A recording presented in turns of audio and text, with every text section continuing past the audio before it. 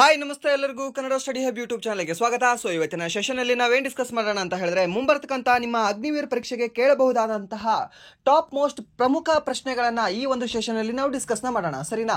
So ಬನ್ನಿ ವಿಡಿಯೋನ start ಮಾಡೋಣ. ವಿಡಿಯೋ ಸ್ಟಾರ್ಟ್ ಮಾಡೋಕ್ಕಿಂತ ಮುಂಚೆ ವಿಡಿಯೋ ಕೊನೆವರೆಗೂ ನೋಡಿ ಅಂತ ಹೇಳ್ತಾ, ಹಾಗೆ ವಿಡಿಯೋ ಕೊನೆವರೆಗೂ ನೋಡಿದ ನಂತರ ವಿಡಿಯೋ ಇಷ್ಟ ಆದ್ರೆ ಲೈಕ್ ಮಾಡಿ, ಸಬ್ಸ್ಕ್ರೈಬ್ ಮಾಡಿ. ಇಫ್ ನಿಮಗೆ ವಿಡಿಯೋ ಇಷ್ಟ ಆಗಲಿಲ್ಲ ಅಂದ್ರೆ ಆಬ್ವಿಯಸ್ಲಿ ಡಿಸ್ಲೈಕ್ ಮಾಡಿ ಅಂತ ಹೇಳ್ತಾ, ಮೊದಲ ಪ್ರಶ್ನೆ ಏನಿದೆ? ಮೊದಲ ಪ್ರಶ್ನೆ, ಈ ಮೊದಲ ಪ್ರಶ್ನೆ ಹೇಳೋಕ್ಕಿಂತ ಮುಂಚೆ ನಿಮಗೆ ಇನ್ನೊಂದು ಮಾಹಿತಿ ಹೇಳಬೇಕು. ಏನು ಅಂದ್ರೆ, ಇವಾಗ ಈ ಪ್ರಶ್ನೆಗಳು ಏನಿದಾವಲ್ವಾ, ಇವು ಜಸ್ಟ್ ಕೇವಲ ನೆಪ ಮಾತ್ರಕ್ಕೆ, ಇವು ಬರಬಹುದು, ಬರದೇನೂ ಇರಬಹುದು. ಬಟ್ ಇದು ಏನ್ ಬರುತ್ತೆ ಅಲ್ವಾ, ಇದು ಟಾಪಿಕ್ ಮಾತ್ರ ಕ್ಲಿಯರ್ ಆಗಿರುತ್ತೆ. ಇವಾಗ ಕರೆನ್ಸಿ ಬಗ್ಗೆ ಕೇಳಿದಾನೆ, ಇವಾಗ ಯುನೈಟೆಡ್ ಕಿಂಗ್ಡಮ್ ಬಗ್ಗೆ, UK ಬಗ್ಗೆ ಇದೆ ಅಲ್ವಾ, ಇದು ಟಾಪಿಕ್ ಇದೆ ಆಕ್ಚುಲ್ ಆಗಿ. ಸೊ ಇದು ಪ್ರಶ್ನೆನ ಕೇವಲ ನೆಪ ಮಾತ್ರಕ್ಕೆ ಅಂತ ತಿಳ್ಕೊಂಡು ಇದರ ಸುತ್ತಿನ ಏನು 360 ಆಂಗಲ್ ಏನಿದೆ ಅಲ್ವಾ, ಸೊ ಎಲ್ಲ ಕೂಡ ನಾವು ಮಾಹಿತಿನ ತಿಳ್ಕೋಬೇಕು. ಅಂದಾಗ ಮಾತ್ರ ನಾವು ಒಂದು ಎಕ್ಸಾಮ್ ಅಲ್ಲಿ ಸಕ್ಸಸ್ ಪಡೆಯೋಕೆ ಈಸಿಯಾಗಿ ಸಾಧ್ಯ ಆಗುತ್ತೆ, ಸರಿನಾ? ಸೊ ಇದು ಒಂದಾಯ್ತು. ಇನ್ನೊಂದು ಏನು ಅಂದ್ರೆ, ಇವಾಗ ನಾನು ಹೇಳೋದೇನಿದೆ ಅಲ್ವಾ, ಸ್ವಲ್ಪ ಏನು ಮೀಡಿಯಂಗಿಂತ ಸ್ವಲ್ಪ ಫಾಸ್ಟ್ ಇದೆ ನಂದು. ಫುಲ್ ಫಾಸ್ಟ್ ಅಂದ್ರೆ ಇಲ್ಲ, ಬಟ್ ನಾನು ಫುಲ್ ಫಾಸ್ಟ್ ಅಂತ ನಾನು ಹೇಳೋದಿಲ್ಲ, ಬಟ್ ಒಂದು ಮೀಡಿಯಂಗಿಂತ ಸ್ವಲ್ಪ ಅಬೋ ಲೆವೆಲ್ ಇದೆ, ಸರಿನಾ? ಸೊ ಅದಕ್ಕೆ ನೀವು ಏನು ಮಾಡ್ಕೊಳ್ಳಿ ಅಂದ್ರೆ, ಈ ಯೂಟ್ಯೂಬ್ ಅಲ್ಲಿ ಒಂದು ಫೀಚರ್ ಇದೆ, ನಿಮಗೆ ಸ್ಪೀಡ್ ಅಂತ ಫೀಚರ್ ಬರುತ್ತೆ, ನಿಮಗೆ ಸ್ಪೀಡ್ ಆಪ್ಷನ್ ಬರುತ್ತೆ. ಸೊ ಇಲ್ಲಿ ನೀವು ಏನಾದರೂ ಇಲ್ಲಿ 3 ಡಾಟ್ಸ್ ಮೇಲೆ ಮೇಲ್ಗಡೆ ಕ್ಲಿಕ್ ಮಾಡಿದ್ರೆ ಅಲ್ಲಿ ಸ್ಪೀಡ್ ಅಂತ ಆಪ್ಷನ್ ಇದೆ. ಅಲ್ಲಿ ನಾರ್ಮಲ್ ಅಂತ ಇರುತ್ತೆ, ಮೀನ್ಸ್ 1x ಅಲ್ಲಿ ನಿಮ್ದು ವಿಡಿಯೋ ಸ್ಪೀಡ್ ಇರುತ್ತೆ. ಏನಾದರೂ ನಿಮ್ಗೆ ಕಡಿಮೆ ಬೇಕಾಗಿದ್ರೆ 0.8x ಅಲ್ಲಿ ಅಥವಾ 0.9x ಅಲ್ಲಿ ಇಟ್ಕೊಂಡು ನೀವು ನೋಡ್ಬೋದು, ಸರಿನಾ? ಸೊ ಮೀನ್ಸ್ ನಿಮಗೆ ಅವಾಗ ನಿಧಾನವಾಗಿ ನನ್ನ ಒಂದು ವಿಡಿಯೋನ ಕೇಳಿಸ್ಕೋಬಹುದು ನೀವು, ಸರಿನಾ? ಸೊ ಇಷ್ಟು ಹೇಳ್ತಾ ಮೊದಲ ಪ್ರಶ್ನೆ ಏನಿದೆ ಅಂತ ನೋಡೋಣ ಬನ್ನಿ. ಏನಿದೆ ಮೊದಲ ಪ್ರಶ್ನೆ? ಯುನೈಟೆಡ್ ಕಿಂಗ್ಡಮ್ನ ಕರೆನ್ಸಿ ಯಾವುದು ಅಂತ ಕೇಳಿದ್ದಾನೆ. ಯುನೈಟೆಡ್ ಕಿಂಗ್ಡಮ್ನ ಕರೆನ್ಸಿ ಯಾವುದು? ಆಪ್ಷನ್ ಎ ಅಂತ ಕೊಟ್ಟಿದ್ದಾನೆ, ಯೂರೋ ಅಂತ ಕೊಟ್ಟಿದ್ದಾನೆ. ಆಪ್ಷನ್ ಬಿ ಡಾಲರ್ ಅಂತ. ಆಪ್ಷನ್ ಸಿ ಪೌಂಡ್ ಸ್ಟರ್ಲಿಂಗ್ ಅಂತ. ಆಪ್ಷನ್ ಡಿ ಏನ್ ಕೊಟ್ಟಿದ್ದಾನೆ ಅಂದ್ರೆ ಫ್ರಾಂಕ್ ಅಂತ ಕೊಟ್ಟಿದ್ದಾನೆ, ಸರಿನಾ? ಸೊ ಇದಕ್ಕೆ ಸರಿಯಾದ ಉತ್ತರ ಯಾವ್ದಾಗುತ್ತೆ ಹೇಳ್ಬೋದಾ? ಇದಕ್ಕೆ ಸರಿಯಾದ ಉತ್ತರ ಯಾವ್ದಾಗುತ್ತೆ? ಆಪ್ಷನ್ ಸಿ ಪೌಂಡ್ ಆಗುತ್ತೆ. ನಾಟ್ ಡಾಲರ್ ಅಲ್ಲ, ಡಾಲರ್ ಆಗುವುದಿಲ್ಲ. ಡಾಲರ್ UKದಲ್ಲ. ನಮ್ಮ ಏನು ಆಳು ಹೋದ್ರಲ್ವಾ ಬ್ರಿಟಿಷರು, 300-400 ವರ್ಷ ಆಳು ಹೋದಂತಹ ಬ್ರಿಟಿಷರ್ದು ಕರೆನ್ಸಿ ಯಾವ್ದಾಗಿದೆ ಅಂದ್ರೆ ಡಾಲರ್ ಅಲ್ಲ, ಯೂರೋ ಅಲ್ಲ, ಫ್ರಾಂಕ್ ಕೂಡ ಅಲ್ಲ, ಎನ್ ಕೂಡ ಅಲ್ಲ, ಯುವಾನ್ ಕೂಡ ಅಲ್ಲ, ರುಪಿ ಕೂಡ ಅಲ್ಲ. ಅವ್ರದ್ದು ಯಾವ್ದಾಗಿದೆ ಅಂದ್ರೆ ಈ ಪೌಂಡ್ ಅನ್ನೋದಾಗಿದೆ. ಓಕೆ, ಪೌಂಡ್ಸ್ ಅಂತ ನಾವು ಕರಿತೀವಿ. ಓಕೆ, ಪೌಂಡ್ ಸ್ಟರ್ಲಿಂಗ್ ಅಂತ ಬರುತ್ತೆ. ಆ ಪೌಂಡ್ ಸ್ಟರ್ಲಿಂಗ್ ಅನ್ನೋದು ಈ ಬ್ರಿಟಿಷರ ಯುನೈಟೆಡ್ ಕಿಂಗ್ಡಮ್ ಅವ್ರದ ಒಂದು ಕರೆನ್ಸಿ ಆಗಿದೆ, ಸರಿನಾ? ಕರೆನ್ಸಿ ಅಂದ್ರೆ ಏನು? ವಿನಿಮಯ ಒಂದು ಮೌಲ್ಯ. ಓಕೆ, ವಿನಿಮಯ ಮಾಡ್ಕೊಳ್ತೀವಲ್ವಾ ನಾವು, ಸೊ ಅದಕ್ಕೆ ಒಂದು ಕರೆನ್ಸಿ ಅಂತ ನಾವು ಹೇಳ್ತೀವಿ, ಸರಿನಾ? ಸೊ ಇವಾಗ ಕರೆನ್ಸಿ ಇದ್ರೆ ವಿನಿಮಯ ಮಾಧ್ಯಮವಾಗಿದೆ. ಹಳೆ ಕಾಲದಲ್ಲೆಲ್ಲ ವಿನಿಮಯ ಮಾಧ್ಯಮ ಏನಾಗಿತ್ತು? ವಸ್ತು ವಿನಿಮಯ ಇತ್ತು, ಸರಿನಾ? ವಸ್ತು ವಿನಿಮಯ. ಈ ವಸ್ತು ವಿನಿಮಯ ಮತ್ತು ಹಾಗೆ ಹಣದ ವಿನಿಮಯ ಅಂದ್ರೆ ಏನು? ಇದು ನಿಮ್ ಕಾನ್ಸೆಪ್ಟ್ ಕ್ಲಿಯರ್ ಇರಲಿ. ವಸ್ತು ವಿನಿಮಯ ಮತ್ತು ಹಣದ ವಿನಿಮಯ ಏನು ಅಂದ್ರೆ, ಇವಾಗ ನಾನಿದ್ದೀನಪ್ಪ, ನನ್ನ ಹೆಸರು ಏನಿದೆ ಸಮಥಿಂಗ್, ನನ್ನ ಹೆಸರು ಎಸ್ ಅಂತ ಇದೆ. ಓಕೆ, ನನ್ನ ಹತ್ರ ಎಸ್ ಅಂತ ಇದೆ. ಇವಾಗ ನಾನು ವ್ಯಕ್ತಿ ಹತ್ರ ಏನೋ ಒಂದು ಕೊಂಡ್ಕೋಬೇಕು. ಇವಾಗ ಏನ್ ಕೊಂಡ್ಕೋಬೇಕಾಗಿದೆ? ಇವಾಗ 6 ವ್ಯಕ್ತಿ ಹತ್ರ ಒಂದು ಒಳ್ಳೆ ಮಸ್ತ್ ಆಗಿರೋ ಒಂದು ಕುದುರೆ ಇದೆ, ಸರಿನಾ? ಆ ಕುದುರೆನ ಅವನು ಮಾರ್ತಾ ಇದ್ದಾನೆ, 6 ವ್ಯಕ್ತಿ ಮಾರ್ತಾ ಇದ್ದಾನೆ. ನಾನು ಅದನ್ನ ಖರೀದಿ ಮಾಡ್ಬೇಕು ಅಂತ ಇದ್ದೀನಿ. ಇವಾಗ ನಾನು ಖರೀದಿ ಮಾಡ್ಬೇಕಂದ್ರೆ ಏನ್ ಕೊಡ್ತೀನಿ ಅವನಿಗೆ? ಏನ್ ಕೊಡ್ತೀನಿ? 1 ಲ್ಯಾಕ್ ಕೊಡ್ತೀನಿ. 1 ಲ್ಯಾಕ್ ಹೇಗೆ ಕೊಡ್ತೀನಿ? ರುಪೀಸ್ ಅಲ್ಲಿ ಕೊಡ್ತೀನಿ, ನಾನು ರುಪೀಸ್ ಅಲ್ಲಿ ಕೊಡ್ತೀನಿ, ಅಥವಾ ಡಾಲರ್ ಅಲ್ಲಿ ಕೊಡ್ತೀನಿ, ಅಥವಾ ಪೌಂಡ್ಸ್ ಅಲ್ಲಿ ಕೊಡ್ತೀನಿ. ಓಕೆ, ಸೊ ಈ ರೀತಿ ಬೇರೆ ಬೇರೆ ಕರೆನ್ಸಿಗಳ ರೂಪದಲ್ಲಿ ಒಂದು ಸಮಥಿಂಗ್, ಒಂದು ಕಾಯಿನ್ ಆದ್ರೂ ಕೊಡ್ತೀನಿ, ಅಥವಾ ಒಂದು ನೋಟ್ ಆದ್ರೂ ಕೊಡ್ತೀನಿ. ಈ ರೀತಿ ಹಣದ ಒಂದು ಮಾಧ್ಯಮದಿಂದ, ಹಣ ವಿನಿಮಯದಿಂದ ನಾನು ಈ ಕುದುರೆಯನ್ನ ನಾನು ಖರೀದಿ ಮಾಡ್ತೀನಿ. ಬಟ್ ಹಳೆ ಕಾಲದಲ್ಲಿ ಹೀಗೆ ಇತ್ತಾ? ಇಲ್ಲ, ಹಳೆ ಕಾಲದಲ್ಲಿ ಹೀಗಿರ್ಲಿಲ್ಲ. ಅವಾಗ ನಾಣ್ಯಗಳ ಪರಿಕಲ್ಪನೆ ಜಾಸ್ತಿ ಇರಲಿಲ್ಲ, ಸೊ ಅವಾಗ ಕಡಿಮೆ ಇತ್ತು. ಅವಾಗ ಏನಿತ್ತಂದ್ರೆ ವಸ್ತು ವಿನಿಮಯ ಇತ್ತು. ವಾಟ್ ಯು ಮೀನ್ ಬೈ ವಸ್ತು ವಿನಿಮಯ? ಇವಾಗ ಇವನ ಹತ್ರ ಕುದುರೆ ಇದೆ, 6 ವ್ಯಕ್ತಿ ಹತ್ರ ಕುದುರೆ ಇದೆ. ಇವಾಗ ನನ್ನ ಹತ್ರ ಏನಿರ್ಬೇಕು? ನನ್ನ ಹತ್ರ ಹಣ ಅಂದ್ರೂ ಇಲ್ಲ, ಬಟ್ ನಾನು ವಸ್ತು ವಿನಿಮಯ ಮಾಡಬೇಕು, ಅವನಿಗೆ ಹತ್ರ ತಗೋಬೇಕು. ಏನಿರುತ್ತೆ ನನ್ನ ಹತ್ರ? 4 ಕುರಿಗಳು ಇರುತ್ತೆ, ಅಥವಾ ಇಲ್ಲ ಅಂದ್ರೆ ಹೊಲ ಇರುತ್ತೆ, ನಂದು ತೋಟ ಇರುತ್ತೆ, ಅಥವಾ ಇಲ್ಲ ಅಂದ್ರೆ ಬೇರೆ ಏನೋ ನನ್ನ ಹತ್ರ ಕತ್ತೆ ಇರಬಹುದು, ಸರಿನಾ? ಸೊ ಈ ಒಂದು ಕುದುರೆಗೆ ಎಷ್ಟು ಕತ್ತೆನ ನಾನು ಕೊಡಬೇಕು, ಒಂದು ಕುದುರೆಗೆ ಎಷ್ಟು ಕುರಿಗಳನ್ನ ನಾನು ಕೊಡಬೇಕು ಅನ್ನೋದು ಡಿಸೈಡ್ ಆಗುತ್ತೆ ಅಲ್ಲಿ, ಸರಿನಾ? ಸೊ ಅದಕ್ಕೆ ಎಕ್ಸಾಕ್ಟ್ ಆಗಿ ಗೊತ್ತಾಗಲ್ಲ. ಇವಾಗ ಸಮ್ ಟೈಮ್ ಏನಂದ್ರೆ ಹೇಳ್ಬಹುದಾ ನೀವು, ಒಂದು ಕುದುರೆಗೆ ಎಷ್ಟು ಕತ್ತೆಗಳನ್ನ ನಾನು ಕೊಡಬಹುದು? 4 ಕತ್ತೆಗಳನ್ನ ಕೊಟ್ರೆ ಒಂದು ಕುದುರೆನ ಕೊಡೋಕೆ ರೆಡಿ ಆಗುತ್ತಾ? ಸರಿಯಾದ ಒಂದು ಲೆಕ್ಕ ಆಗುತ್ತಾ? ಆಗಲ್ಲ ಅದು, ಸರಿನಾ? ಸೊ ಅದಕ್ಕೆ ಇದೆಲ್ಲವೂ ಕೂಡ ಗೊಂಜಾಟ ಬೇಡ ನಮಗೆ ಅಂತ ಮುಂದೇನು ಬರುತ್ತೆ? ಈ ನಾಣ್ಯಗಳು ಅಂತ ಬರ್ತವೆ. ಓಕೆ, ನಾಣ್ಯಗಳು, ಹಣದ ವಿನಿಮಯ ಅನ್ನೋದು ಬರುತ್ತೆ, ಸರಿನಾ? ಹಳೆ ಕಾಲದಲ್ಲಿ ಯಾವ ವಿನಿಮಯ ಇತ್ತು ಅಂದ್ರೆ ವಸ್ತು ವಿನಿಮಯ ಇತ್ತು. ನಮ್ಮ ಕಾಲದಲ್ಲಿ ಇವಾಗ ಪ್ರಸ್ತುತ ಏನಿದೆ ಅಂದ್ರೆ ಹಣದ ವಿನಿಮಯ ಇದೆ, ಸರಿನಾ? ಸೊ ಏನಾದ್ರೂ ನೀವು ಕಿರಾಣಿ ಶಾಪಿಗೆ ಹೋದಾಗ ಒಂದು ಸರ್ಫ್ ಎಕ್ಸೆಲ್ ಕೊಡು ಅಂತ ಹೇಳ್ತೀರಾ. ಓಕೆ, ಏನೋ ಸರ್ಫ್ ಎಕ್ಸೆಲ್ ಕೊಡು ಅಂತ ಹೇಳ್ತೀರಾ. ಸರ್ಫ್ ಎಕ್ಸೆಲ್ ಅವ್ನು ಕೊಟ್ಟಾಗ ನೀವೇನ್ ಕೊಡ್ತೀರಾ? ಹಣ ಕೊಡ್ತೀರಾ?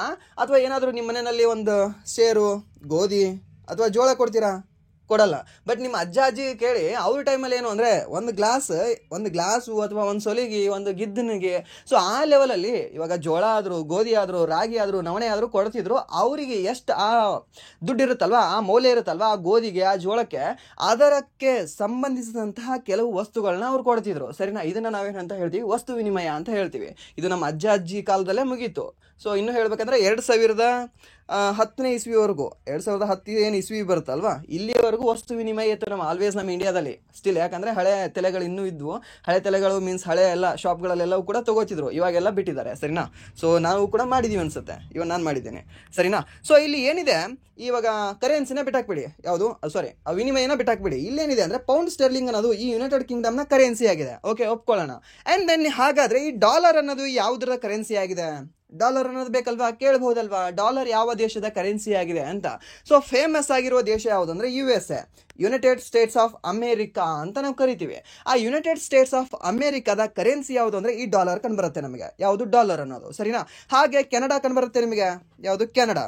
ಸರಿ, ಯಾಕೆ ಸರ್ ಕೆ ಬರೀಬೇಕಲ್ವಾ? ಕನ್ನಡನ ಕೆ ಅಂತ ಬರೀತೀರಾ, ಕನ್ನಡ ಅಂತ. ಕೆನಡಾನ ಯಾಕೆ CA ಅಂತ? ಏನೋ ಇಂಗ್ಲೀಷ್ ಸ್ವಲ್ಪ ಡಬ್ಬಾ ಲ್ಯಾಂಗ್ವೇಜ್ ಅದು ಬೇರೆ ಬೇರೆ ರೀತಿ.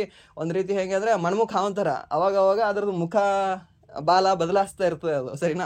ಸೊ ಆ ರೀತಿ ಹೇಳಕ್ಕೆ ಬರೋದಿಲ್ಲ, ಇಂಗ್ಲೀಷ್ ಅದು ಬೇರೆ ಬೇರೆನೇ ಅದು. ಸರಿನಾ? ಸೊ ಏನಿದೆ ಅಂದರೆ ಈ ಕೆನಡಾದು ಕೂಡ ನಿಮಗೆ ಕರೆನ್ಸಿ ಯಾವ್ದು ಕಂಡುಬರುತ್ತೆ ಅಂದರೆ ಈ ಡಾಲರೇ ಕಂಡುಬರುತ್ತೆ. ಸರಿನಾ? ಸೊ ನಿಮಗೆ ಈ ಆಲ್ಮೋಸ್ಟ್ ಏನು ಅಂದರೆ ಈ ನಾರ್ತ್ ಅಮೇರಿಕಾದ ಏನು ಕಂಟ್ರೀಸ್ ಇದಾವಲ್ವಾ, ಸೊ ಎಲ್ಲದರಲ್ಲೂ ಕೂಡ ನಿಮಗೆ ಈ ಡಾಲರೇ ಕಂಡುಬರುತ್ತೆ. ಹಾಗೆ ಈ ಡಾಲರು ಈ ನಾರ್ತ್ ಅಮೇರಿಕಾ ನಮಗೆ ಹೇಳಿದ್ರೆ ನಮಗೆ ಗೊತ್ತಾಗುತ್ತೆ ನಿಮಗೆ, ಮೀನ್ಸ್ ನಾರ್ತ್ ಅಮೇರಿಕಾ ಖಂಡ, ಉತ್ತರ ಅಮೇರಿಕಾ ಖಂಡದಲ್ಲಿ ನಮಗೆ ಆಲ್ಮೋಸ್ಟ್ ಡಾಲರ್ ಕಂಡುಬರುತ್ತೆ. ಬಟ್ ಇವಾಗ ಪ್ರಶ್ನೆ ಈ ಆಸ್ಟ್ರೇಲಿಯಾದ ಕೇಳ್ಬೋದು ನಿಮಗೆ, ಯಾಕಂದರೆ ಆಸ್ಟ್ರೇಲಿಯಾದ ಕೇಳಿದಾನೆ ಅವನು ನಿಮಗೆ ಸಾಕಷ್ಟು ಸರಿ ಕೇಳಿದಾನೆ. ಆಸ್ಟ್ರೇಲಿಯಾದಲ್ಲಿ ನಡೀತಕ್ಕಂತಹ ಒಂದು ಕರೆನ್ಸಿ ಯಾವುದು ಅಂತ. ಆಸ್ಟ್ರೇಲಿಯಾದ ಕರೆನ್ಸಿ ಯಾವುದು? ಸೇಮ್ ಡಾಲರೇ, but not just dollar, Australian dollar. Okay, Australian dollar ಅಂತ ಹೇಳಬೇಕಾಗುತ್ತೆ ನಾವು. ಜಸ್ಟ್ ಡಾಲರ್ ಅಲ್ಲ, ಆಸ್ಟ್ರೇಲಿಯನ್ ಡಾಲರ್ ಅಂತ ಹೇಳಬೇಕಾಗುತ್ತೆ. ಯಾವುದು? ಆಸ್ಟ್ರೇಲಿಯನ್ ಕರೆನ್ಸಿ ಯಾವುದು ಅಂದರೆ ಆಸ್ಟ್ರೇಲಿಯನ್ ಡಾಲರ್. ಹಾಗಾದ್ರೆ ಇವಾಗ ಹೇಳ್ಬೋದಾ ನೀವು ಬಾಂಗ್ಲಾದೇಶದ ಕರೆನ್ಸಿ ಯಾವುದಾಗಿದೆ? ಬಾಂಗ್ಲಾದೇಶದ ಕರೆನ್ಸಿ ಬಾಂಗ್ಲಾ ರುಪಿ ಆಗಿದೆ. ಸರಿನಾ? ಬಾಂಗ್ಲಾ ರುಪೀಸ್ ಆಗಿದೆ, ನಾಟ್ ಇಂಡಿಯನ್ ರುಪೀಸ್. ಹೀಗೆ ಮತ್ತೆ ಹೀಗೆ ಹೇಳಬಾರ್ದು. ಈ ಸಿಂಬಲ್ ಇತ್ತಂದ್ರೆ ಇದು ಇಂಡಿಯನ್ ರುಪೀಸ್ ಅಂತ ಆಗುತ್ತೆ. ಯಾಕೆ ಸರ್ ಅದು ಸಿಂಬಲ್ ಅನ್ನೋದು ರುಪಿ ಸಿಂಬಲ್ ಇದೆ, ಇಂಡಿಯನ್ ರುಪಿ ಸಿಂಬಲ್ ಅಲ್ಲ ಅದು? ಸರ್ ಹೇಳ ನಿಮಗೆ, ಇಂಡಿಯನ್ ರುಪಿ ಅನ್ನೋ ಸಿಂಬಲ್ 2010ರಲ್ಲಿ ಒಬ್ಬರು ಈ IIT ಪ್ರೊಫೆಸರು, ಏನಿದು ಮದ್ರಾಸ್ IIT ಅಲ್ವಾ, ಆ ಒಬ್ಬರು ಪ್ರೊಫೆಸರ್ ರೆಡಿ ಮಾಡ್ತಾರೆ ಇದನ್ನು. 2010ಕ್ಕಿಂತ ಮುಂಚೆ ಈ ಸಿಂಬಲ್ ಇರಲಿಲ್ಲ. ಈ ಸಿಂಬಲ್ ಅವ್ರು ಹೇಗೆ ರೆಡಿ ಮಾಡಿದ್ರು ಗೊತ್ತಾ? ಸೊ ಇಂಡಿಯನ್ ರುಪೀಸ್ ಅಂತ ಹೇಳ್ಬೇಕು ನಾನು. ಯಾವುದು? INDIANRUPIES. ಓಕೆ, ಇಂಡಿಯನ್ ರುಪೀಸ್ ಅಂತ ಹೇಳಬೇಕು. ಏನು ಬರೀತೀನಿ ಇವಾಗ ನಾನು? ಅಂತ ಬರೀತೀನಿ. ಓಕೆ, ಅಂತ ಬರದೆ, ಅದಾದ ನಂತರ ಆರ್ ಅಂತ. ಇವಾಗ ಇಂಗ್ಲೀಷಲ್ಲಿ ಆಯಿತು, ಕನ್ನಡದಲ್ಲಿ ಒಂದು ಆರ್ ಬರೆಯೋಣ ತಾನೆ. ಸೊ ಅವಾಗ ಏನು ಮಾಡ್ತೀನಿ ನಾನು? ಆರ್ ಅಂತ ಬರೀತೀನಿ. ಸೊ ಆರ್ ಐತಲ್ವಾ, ಸೊ ಇಂಡಿಯನ್ ರುಪೀಸ್ ಹೀಗೆ ಅದು ಓದ್ಬೇಕು ನಾವು. ಸರಿನಾ? ಆ್ಯಕ್ಚುಲಾಗಿ ಅದು ಸಿಂಬಾಲ್, ಆ ಸಿಂಬಾಲಲ್ಲೇ ನಮ್ಮ ಇಂಡಿಯನ್ ರುಪೀಸ್ ಅನ್ನೋದು ಆ ವರ್ಡ್ ಹೇಳ್ತದೆ, ಅದು ನೆನ್ಪಿಟ್ಕೊಳ್ಳಿ. ಹಾಗೆ ಈ ಇಂಡಿಯನ್ ರುಪೀಸ್ ಅನ್ನೋ ಈ ಸಿಂಬಾಲೇ ಬೇಡ ನನಗೆ, ನಾನು ಬೇರೆ ಸಿಂಬಾಲನ್ನು ಅಡಾಪ್ಟ್ ಮಾಡ್ಕೊಳ್ತೀನಿ. ನೀನೇ ಅವನು ಕೇಂದ್ರ ಸರ್ಕಾರದವನು, ಬೇಡ, ನನ್ನ ಮಾತೃಭಾಷೆಯಲ್ಲಿರುವ ಒಂದು ಸಿಂಬಾಲನ್ನು ನಾನು ಅಳವಡಿಸ್ಕೊಳ್ತೀನಿ ಅಂತ ಹೇಳಿ ಈ ಚಿಹ್ನೆಯನ್ನು ತ್ಯಜಿಸಿ ಮತ್ತೊಂದು ಚಿಹ್ನೆಯನ್ನು ಸ್ಟಾರ್ಟಿಗೆ ತಂದಿರತಕ್ಕಂತಹ, ಮೀನ್ಸ್ ಅಲ್ಲಿ ತಂದಿರತಕ್ಕಂಥ ಒಂದು ರಾಜ್ಯ ಯಾವುದು ಅಂತ ನಿಮಗೆ ಕೇಳಿದ್ರೆ ತಮಿಳುನಾಡು ರಾಜ್ಯ. ಓಕೆ, ಸೊ ತಮಿಳುನಾಡು ರಾಜ್ಯ ತನ್ನದೇ ಆಗಿರ್ತಕ್ಕಂತಹ ಒಂದು ರುಪಿ ಸಿಂಬಲ್ ಅನ್ನ ಹೊಂದಿದೆ ಇವಾಗ ಪ್ರಸ್ತುತ. ಸರಿನಾ? ನೆನ್ಪಿಟ್ಕೊಳ್ಳಿ. ಮೇ ಬಿ ಅಲ್ಲಿದ್ದು ಗೌರ್ಮೆಂಟ್ ಏನಾದರೂ DMK ಪಕ್ಷ ಇರ್ಬೋದು, ಮೇ ಬಿ ಅಲ್ಲಿ ಆ ಪಕ್ಷ ಏನಾದರೂ ಬಿದ್ದರೆ ಮತ್ತೆ BJP ಪಕ್ಷ ಅಲ್ಲಿ ಬರೋದಿಲ್ಲ. ಮ್ಯಾಕ್ಸಿಮಮ್ 99 ಅಲ್ಲ 100% ಇದ್ರೇನು ಈ ತಮಿಳುನಾಡಲ್ಲಿ, ಹಾಗೆ ಆಂಧ್ರ ಪ್ರದೇಶ, ಈ ಎರಡೂ ರಾಜ್ಯಗಳಲ್ಲಿ ನಿಮಗೆ ಲೋಕಲ್ ಗೌರ್ಮೆಂಟ್ ಬಿಟ್ಟು ಸೆಂಟ್ರಲ್ ಪಕ್ಷಗಳಿದಾವೆ ಅಲ್ವಾ, ರಾಷ್ಟ್ರೀಯ ಪಕ್ಷಗಳು ಯಾವುದೂ ಕೂಡ ಬರಲ್ಲ. ಸ್ಟೇಟ್ ಪಕ್ಷಗಳು ಮಾತ್ರ ಬರ್ತವೆ, ರಾಜ್ಯ ಪಕ್ಷಗಳು ಮಾತ್ರ ಬರ್ತವೆ ಅಲ್ಲಿ. ಮೀನ್ಸ್ ಅವರಿಗೆ ಅವರ ರಾಜ್ಯದ ಮೇಲೆ ಇರತಕ್ಕಂಥ ಅಭಿಮಾನ ಅಷ್ಟಿದೆ. ಸರಿನಾ? ಸೊ ನಮ್ಮ ಕರ್ನಾಟಕದಲ್ಲಿ ನಿಮಗೆ ಈ ನಮ್ಮ ಜನತಾದಳ ಆಗಲಿ, ಲೈಕ್ ಇವಾಗ ಉಪೇಂದ್ರ ಅವ್ರದ್ದು ಉತ್ತಮ ಪ್ರಜಾಕೀಯ ಪಕ್ಷ ಆಗಲಿ, ಮೇ ಬಿ ಬರ್ದೇನೆ ಇರ್ಬೋದು ಮುಂದೆ. ಮೇ ಬಿ ಮುಂದೆ ಇನ್ನೂ ಸ್ವಲ್ಪ ನಮ್ಗಿಂತ ಬುದ್ಧಿವಂತರು, ಇವಾಗ ಏನು ನಾವು ಯೂಸ್ಲೆಸ್ ಇದೀವಲ್ವಾ, ಓಟ್ ಹಾಕ್ತಾ, ಸೊ ಸಿಕ್ಕವರಿಗೆ ಓಟ್ ಹಾಕ್ತಾ, ಸೊ ಆ ರೀತಿ ಬಿಟ್ಟು ಇನ್ನು ಮೇ ಬಿ ನಮ್ಮ ಮುಂದಿನ ಪೀಳಿಗೆ, ನಿಮ್ಮ ಮಕ್ಕಳು ಅವರೆಲ್ಲ ಸ್ವಲ್ಪ ಬುದ್ಧಿವಂತರಾಗಿ ಬರ್ಬೋದು. ಅವಾಗ ಉತ್ತಮ ಪ್ರಜಾಕೀಯ ಪಕ್ಷ ಬರ್ಬೋದು. ಸೊ ಅವಾಗೂ ಕೂಡ ನಮ್ಮದು ಒಂದು ರಾಜ್ಯ ಜಸ್ಟ್ ಹೇಗೆ ಅಂದರೆ ಫುಲ್ ಫೇಮಸ್ ಆಗಿರ್ಬೋದೇನೋ, ಫುಲ್ ಚೆನ್ನಾಗಿ ಇಂಪ್ರೂವ್ ಆಗಬಹುದೇನೋ. ಸರಿನಾ? ಬಟ್ ಇಲ್ಲಿ ನೀವು ಅಂತ ತಿಳ್ಕೊಳ್ಳಿ, ಯಾವುದೇ ಕಾರಣಕ್ಕೂ ಕೂಡ ಈ ತಮಿಳುನಾಡು ಮತ್ತು ಈ ಆಂಧ್ರ ಪ್ರದೇಶದಲ್ಲಿ ಲೋಕಲ್ ಗೌರ್ಮೆಂಟ್ ಬಿಟ್ಟು ಬೇರೆ ಯಾವುದು ಸೆಂಟ್ರಲ್ ಗೌರ್ಮೆಂಟ್ ಬರೋದಿಲ್ಲ. ಸೆಂಟ್ರಲ್ ಪಾರ್ಟಿಗಳು ಯಾವುದೂ ಕೂಡ ಅಲ್ಲಿ ಅಸ್ತಿತ್ವಕ್ಕೆ ಬರುವುದಿಲ್ಲ. ಇದನ್ನು ನೆನ್ಪಿಟ್ಕೊಳ್ಳಿ. ಸೊ ಅದಕ್ಕೆ ಅವ್ರು ಏನು ಮಾಡಿದ್ದಾರೆ ಅಂದರೆ ಇವಾಗ ಬೇರೆ ರುಪಿಯನ್ನೇ ಅವ್ರು ತೊಗೊಂಡು ಬಂದಿದ್ದಾರೆ. ಸರಿನಾ? ಹಾಗೆ ಪಾಕಿಸ್ತಾನದ ಯಾವ್ದು ರುಪಿ ಇದೆ? ಪಾಕಿಸ್ತಾನ ರುಪಿ ಅಂತ ಕಂಡುಬರುತ್ತೆ. ಓಕೆ, ಇಂಡಿಯಾದು ಇಂಡಿಯನ್ ರುಪಿ ಅಂತ ಹೇಳ್ಬಹುದು ನಾವು, ಸರಿನಾ. ಶ್ರೀಲಂಕಾದು ಶ್ರೀಲಂಕನ್ ರುಪಿ ಅಂತ ನಾವು ಹೇಳ್ತೀವಿ, ಸರಿನಾ. ಇದೆಲ್ಲವೂ ಕೂಡ ನಿಮ್ಗೆ ಗೊತ್ತಿರಲಿ, ಕೇಳಬಹುದು. ಆ್ಯಂಡ್ ದೆನ್ ನೆಕ್ಸ್ಟ್ ಪ್ರಶ್ನೆ ಏನಿದೆ ಅಂದರೆ, ಚೀನಾದ ಮಹಾಗೋಡೆಯನ್ನು ಯಾವ ರಾಜವಂಶ ನಿರ್ಮಿಸಿತು ಅಂತ ಕೇಳಿದಾನೆ. ಈ ಚೀನಾದ ಮಹಾಗೋಡೆ ಇದೆಯಲ್ವಾ, ಇದು ಯಾವ ಒಂದು ರಾಜವಂಶ ನಿರ್ಮಿಸಿತು? ಹಾನ್ ರಾಜವಂಶ, ಮಿಂಗ್ ರಾಜವಂಶ, ಕ್ವಿನ್ ರಾಜವಂಶ, ಟ್ಯಾಂಗ್ ರಾಜವಂಶ. ಏನು ಸರ್ ಇವೆಲ್ಲ ರಾಜವಂಶಗಳ? ಹೌದು ಸರ್. ಇವಾಗ ನಮ್ಮ ಹೆಸರು ಇದಾವಲ್ವಾ, ಏನು ಚಾಲುಕ್ಯ ರಾಜವಂಶ, ಮತ್ತು ರಾಷ್ಟ್ರಕೂಟ ರಾಜವಂಶ, ಮತ್ತು ಈ ಮೌರ್ಯ ರಾಜವಂಶ, ಸರಿನಾ, ಕದಂಬ ರಾಜವಂಶ. ಇವುಗಳ ಹೆಸರು ಕೇಳಿದ್ರೆ ಅವ್ರಿಗೂ ಕೂಡ ಅನ್ನಿಸ್ತದೆ ಏನಪ್ಪ ಇದು ಅಂತ, ಸರಿನಾ. ಸೊ ಹಾಗೆ ಅವ್ರ ಹೆಸರು ಕೇಳಿದ್ರೆ ನಮಗೂ ಕೂಡ ಹಾಗೆ ಅನಿಸುತ್ತೆ. ಸೊ ಇವೆಲ್ಲವೂ ಕೂಡ ರಾಜವಂಶಗಳಾಗಿದ್ದಾವೆ. ಇವೆಲ್ಲವೂ ಕೂಡ ನಿಮಗೆ ಈ ಚೀನಾವನ್ನು ಆಳಿರ್ತಕ್ಕಂತಹ ರಾಜವಂಶಗಳು ಇವೆಲ್ಲವೂ ಕೂಡ ಯಾವುದು? ಹಾನು, ಮಿಂಗು, ಕ್ವಿನ್ನು ಮತ್ತು ಟ್ಯಾಂಗ್ ಅನ್ನೋದು. ಬಟ್ ಇಲ್ಲಿ ಸರಿಯಾದ ಉತ್ತರ ಯಾವುದು? ಈ ಚೀನಾದ ಮಹಾಗೋಡೆಯನ್ನು ನಿರ್ಮಿಸಿದ ಒಂದು ರಾಜವಂಶ ಯಾವುದು ಅಂದರೆ ಕ್ವೀನ್ ರಾಜವಂಶ ಅಂತ ಬರುತ್ತೆ. ಬಟ್ ಕ್ವೀನ್ ರಾಜವಂಶ ಮಾತ್ರವಾ? No no no no, wrong ಆಗುತ್ತೆ. ಕ್ವೀನ್ ರಾಜವಂಶ ಮಾತ್ರ ಅಂದರೆ ರಾಂಗ್ ಆಗುತ್ತೆ. ಯಾಕೆಂದರೆ ಕಾಲಕ್ಕೆ ತಕ್ಕ ಹಾಗೆ ಬೇರೆ ಬೇರೆ ರಾಜವಂಶರು, ಬೇರೆ ಬೇರೆ ರಾಜರು ಆ ಚೀನಾದ ಮಹಾಗೋಡೆಯನ್ನು ನಿರ್ಮಿಸಿರ್ತಾರೆ. ಬಟ್ ಈ ಕ್ವಿನ್ ರಾಜವಂಶದವ್ರು ಏನಿದಾರಲ್ವಾ, ಇಲ್ಲಿ ಬೇರೆ ಬೇರೆ ಬೇರೆ ಬೇರೆ ಬೇರೆ ಎಲ್ಲ ರಾಜರು ನಿರ್ಮಿಸಿದ್ರು. ಹಳೆ ಕಾಲದಲ್ಲಿ ಅವರ ಅಜ್ಜನ ಕಾಲದಲ್ಲೋ ಹೀಗೆ ನಿರ್ಮಿಸಿದ್ರು. ಅವು ಎಲ್ಲವನ್ನೂ ಕೂಡಿ ಒಂದನ್ನೇ ಆಗಿ ಕನ್ವರ್ಟ್ ಮಾಡಿರ್ತಕ್ಕಂತಹ ರಾಜವಂಶ ಕ್ವಿನ್ ರಾಜವಂಶ, ಸರಿನಾ. ಸೊ ಎಲ್ಲವನ್ನೂ ಕೂಡ ಒಬ್ಬನೇ ಬಿಲ್ಟ್ ಮಾಡಿಲ್ಲ. ಅದನ್ನ ಯಾವುದು ಈ ಚೀನಾದ ಮಹಾಗೋಡೆಯನ್ನು ಒಬ್ಬನೇ ಬಿಲ್ಟ್ ಮಾಡಿಲ್ಲ. ಒಬ್ಬನೇ ಬಿಲ್ಟ್ ಮಾಡೋಕ್ಕೆ ಅವನು ಏನಿಲ್ಲ ಅಂದರೂ ಈಗ ಭೀಮನ ಆಯಸ್ಸು, ಸರಿನಾ. ಸೊ ಆ ಆಯಸ್ ಬೇಕಾಗ್ತದೆ ಅವರಿಗೆಲ್ಲರಿಗೂ ಕೂಡ, ಸಾವಿರಾರು ವರ್ಷಗಳು ಬೇಕಾಗ್ತದೆ. ಸೊ ಅದು ಸಾವಿರಾರು ವರ್ಷಗಳಲ್ಲಿ ಆಗಿದ್ದಾಗಿದ್ದು ಯಾವುದು? ಚೀನಾದ ಮಹಾಗೋಡೆ. ನಾಟ್ ಜಸ್ಟ್ 50 ವರ್ಷದಲ್ಲಿ 60 ವರ್ಷದಲ್ಲಿ ಆಗಿರೋ ಚೀನಾದ ಮಹಾಗೋಡೆ ಅಲ್ಲ ಅದು, ಸರಿನಾ. ನೆನ್ಪಿಟ್ಕೊಳ್ಳಿ, ಕೇಳ್ಬೋದು ನಿಮಗೆ. ಆ್ಯಂಡ್ ದೆನ್ ನೆಕ್ಸ್ಟ್ ಪ್ರಶ್ನೆ ಏನಿದೆ ಅಂದರೆ, ವಿಶ್ವದ ಅತಿ ಎತ್ತರದ ಪರ್ವತ ಶಿಖರ ಯಾವುದು ಅಂತ ನಿಮ್ಗೆ ಕೇಳಿದಾನೆ. ಓಕೆ, ಸೊ ವಿಶ್ವದ ಅತಿ ಎತ್ತರದ ಪರ್ವತ ಶಿಖರ ಯಾವುದು ಅಂತ. ಸೊ ಇದು ಕ್ವಶನ್ ನಿಮಗೆ ಡಮ್ಮಿ ಅನಿಸ್ಬಹುದು ಅಥವಾ ಈಸಿ ಅನಿಸ್ಬಹುದು. ಬಟ್ ಈ ಕ್ವಶನಲ್ಲಿ ನಿಮಗೆ ಬೇರೆ ಬೇರೆ ರೀತಿ ಕ್ವಶನ್ನ ನಾನು ಕ್ರಿಯೇಟ್ ಮಾಡಿಕೊಡ್ತೀನಿ. ಓಕೆ, ಏನು ಅಂದರೆ ವಿಶ್ವದ ಅತಿ ಎತ್ತರದ ಪರ್ವತ ಶಿಖರ ಯಾವುದು ಅಂದರೆ ಈಸಿಯಾಗಿ ಹೇಳ್ಬೋದು ನೀವು, ಮೌಂಟ್ ಎವರೆಸ್ಟ್ ಅಂತ. ಹಾಗೆ ಇವಾಗ ಮೌಂಟ್ ಎವರೆಸ್ಟ್ದು ಎತ್ತರ ಎಷ್ಟಿದೆ ಅದನ್ನು ಹೇಳಬೇಕಾಗುತ್ತೆ ಅಲ್ವಾ. ಇವಾಗ ನೀವು ಎಷ್ಟಿದೆ ಅಂದರೆ 8848.48 ಅಂತ ಬರುತ್ತೆ, ಸರಿನಾ. 8848.48 ಮೀಟರ್ಗಳಷ್ಟು ಎತ್ತರವಾಗಿದೆ ಯಾವುದು? Mount Everest. ಮೀಟರಾ, ಫೀಟಾ, ಸೆಂಟಿಮೀಟರ್ ಅನ್ನೋದು ಬೇಕಲ್ವಾ ಮುಂದೆ. ಸೊ ಮೀಟರ್ ಆಗಿದೆ. ಎಷ್ಟು? 8848.48 ಮೀಟರ್ಗಳು. ಈ ಮೌಂಟ್ ಎವರೆಸ್ಟು ಅತಿ ಎತ್ತರದ ಪರ್ವತವಾಗಿದೆ, ಇಡೀ ಜಗತ್ತಿನಲ್ಲಿ ಅತಿ ಎತ್ತರದ ಪರ್ವತ. ಹಾಗೆ ಈ ಮೌಂಟ್ ಎವರೆಸ್ಟ್ ಅನ್ನೋದು ಯಾವ ರೀತಿಯ ಪರ್ವತವಾಗಿದೆ? ಅವಶೇಷ ಪರ್ವತವಾಗಿದೆ, ಮಡಿಕೆ ಪರ್ವತವಾಗಿದೆ, ಯಂಗ್ ಫೋಲ್ಡೆಡ್ ಮೀನ್ಸ್ ಏನು? ಯುವ ಪರ್ವತವಾಗಿದೆ, ಯುವ ಮಡಿಕೆ ಪರ್ವತವಾಗಿದೆ, ಅಥವಾ ಹಳೆಯ ಅವಶೇಷ ಮಡಿಕೆ ಪರ್ವತವಾಗಿದೆ. ಯಾವ ಪರ್ವತವಾಗಿದೆ ಬೇಕಲ್ವಾ? ಕೇಳಿದಾನೆ ಈ ರೀತಿಯ ಪ್ರಶ್ನೆಗಳನ್ನು ನಿಮಗೆ ಯಾವುದು ಲಾಸ್ಟ್ 2024 ಪ್ರಿಲಿಮ್ಸ್ ಐತಲ್ವಾ, ಮೀನ್ಸ್ UPSC ಪ್ರಿಲಿಮ್ಸು, ಅಲ್ಲಿ ಕೂಡ ಕೊಟ್ಟಿದ್ದ ಜಗತ್ತಿನ ಬೇರೆ ಬೇರೆ, ಇವಾಗ ಅಮೆರಿಕಾದಲ್ಲಿ ಕಂಡುಬರಲ್ವಾ ಯಾವುದು? ರಾಕಿ ಪರ್ವತ ಶ್ರೇಣಿ, ಸರಿನಾ. ರಾಕಿ ಪರ್ವತ ಶ್ರೇಣಿ ಕಂಡುಬರುತ್ತೆ. ಸೊ ತಾಂಜಾನಿಯಾದಲ್ಲಿ ಇದ್ರೇನೋ ಅಲ್ಲಿ ಕಿಲಿಮಾಂಜಾರೋ ಪರ್ವತ ಶ್ರೇಣಿ ಕಂಡುಬರುತ್ತೆ. ಸೊ ಈ ರೀತಿ ಬೇರೆ ಬೇರೆ ಆಪ್ಷನ್ ಕೊಟ್ಟು ಇದರಲ್ಲಿ ಯಾವುದು ಮಡಿಕೆ ಪರ್ವತಗಳಾಗಿದ್ದಾವೆ ಅಂತ ಕೊಟ್ಟಿದ್ದ, ಸರಿನಾ. ಮಡಿಕೆ ಪರ್ವತಗಳು, ಈ ಮಡಿಕೆ ಪರ್ವತಗಳು ಅಂದರೆ ಏನು ಎಂತ ಅಂತ ಏನು ಜಾಸ್ತಿ ತಿಳ್ಕೊಳಕ್ಕೆ ಹೋಗೋದು ಬೇಡ. ಬಟ್ ಯಾವುದು ಮಡಿಕೆ ಪರ್ವತಗಳಾಗಿದ್ದಾವೆ ಅನ್ನೋದು ನಿಮ್ಗೆ ಜಸ್ಟ್ ಹೇಳ್ತೀನಿ. ನಮ್ಮ ಭಾರತದಲ್ಲಿ, ಸರಿನಾ, ನಮ್ಮ ಭಾರತದಲ್ಲಿ ಕಂಡುಬರೋದು ಯಾವುದು ಅಂದರೆ ಈ ಮೌಂಟ್ ಎವರೆಸ್ಟ್ ಏನಿದೆ ಅಲ್ವಾ, ಈ ಮೌಂಟ್ ಎವರೆಸ್ಟ್ ಏನು ಭಾಗ ಇದೆಯಲ್ವಾ, ಈ ರೀತಿ ಹೋಗೋ ಎಲ್ಲ ಭಾಗ ಅದೆಲ್ಲವೂ ಕೂಡ ಈ ಮಡಿಕೆ ಪರ್ವತ ಆಗಿದೆ. ಯಾವ ರೀತಿಯ ಮಡಿಕೆ ಪರ್ವತ? ಏನು ಯುವಕ ಮಡಿಕೆ ಪರ್ವತವೋ ಅಥವಾ ಮುದಿ ಮಡಿಕೆ ಪರ್ವತವೋ, ಮೀನ್ಸ್ ಅವಶೇಷ ಮಡಿಕೆ ಪರ್ವತವೋ? ಯಾವುದು ಅಂದರೆ ಯುವ ಮಡಿಕೆ ಪರ್ವತಗಳಾಗಿದ್ದಾವೆ. ಓಕೆ, ಯುವ ಮಡಿಕೆ ಪರ್ವತಗಳಾಗಿದ್ದಾವೆ. ಯಾವುದು? ಈ ಮೌಂಟ್ ಎವರೆಸ್ಟ್ ಅನ್ನೋದು ಯುವ ಮಡಿಕೆ ಪರ್ವತಗಳು, ಮೀನ್ಸ್ ಯಂಗ್ ಫೋಲ್ಡೆಡ್ ಮೌಂಟೇನ್ಸ್ ಅಂತ ಕರಿತೀವಿ. YFM, ಸರಿನಾ.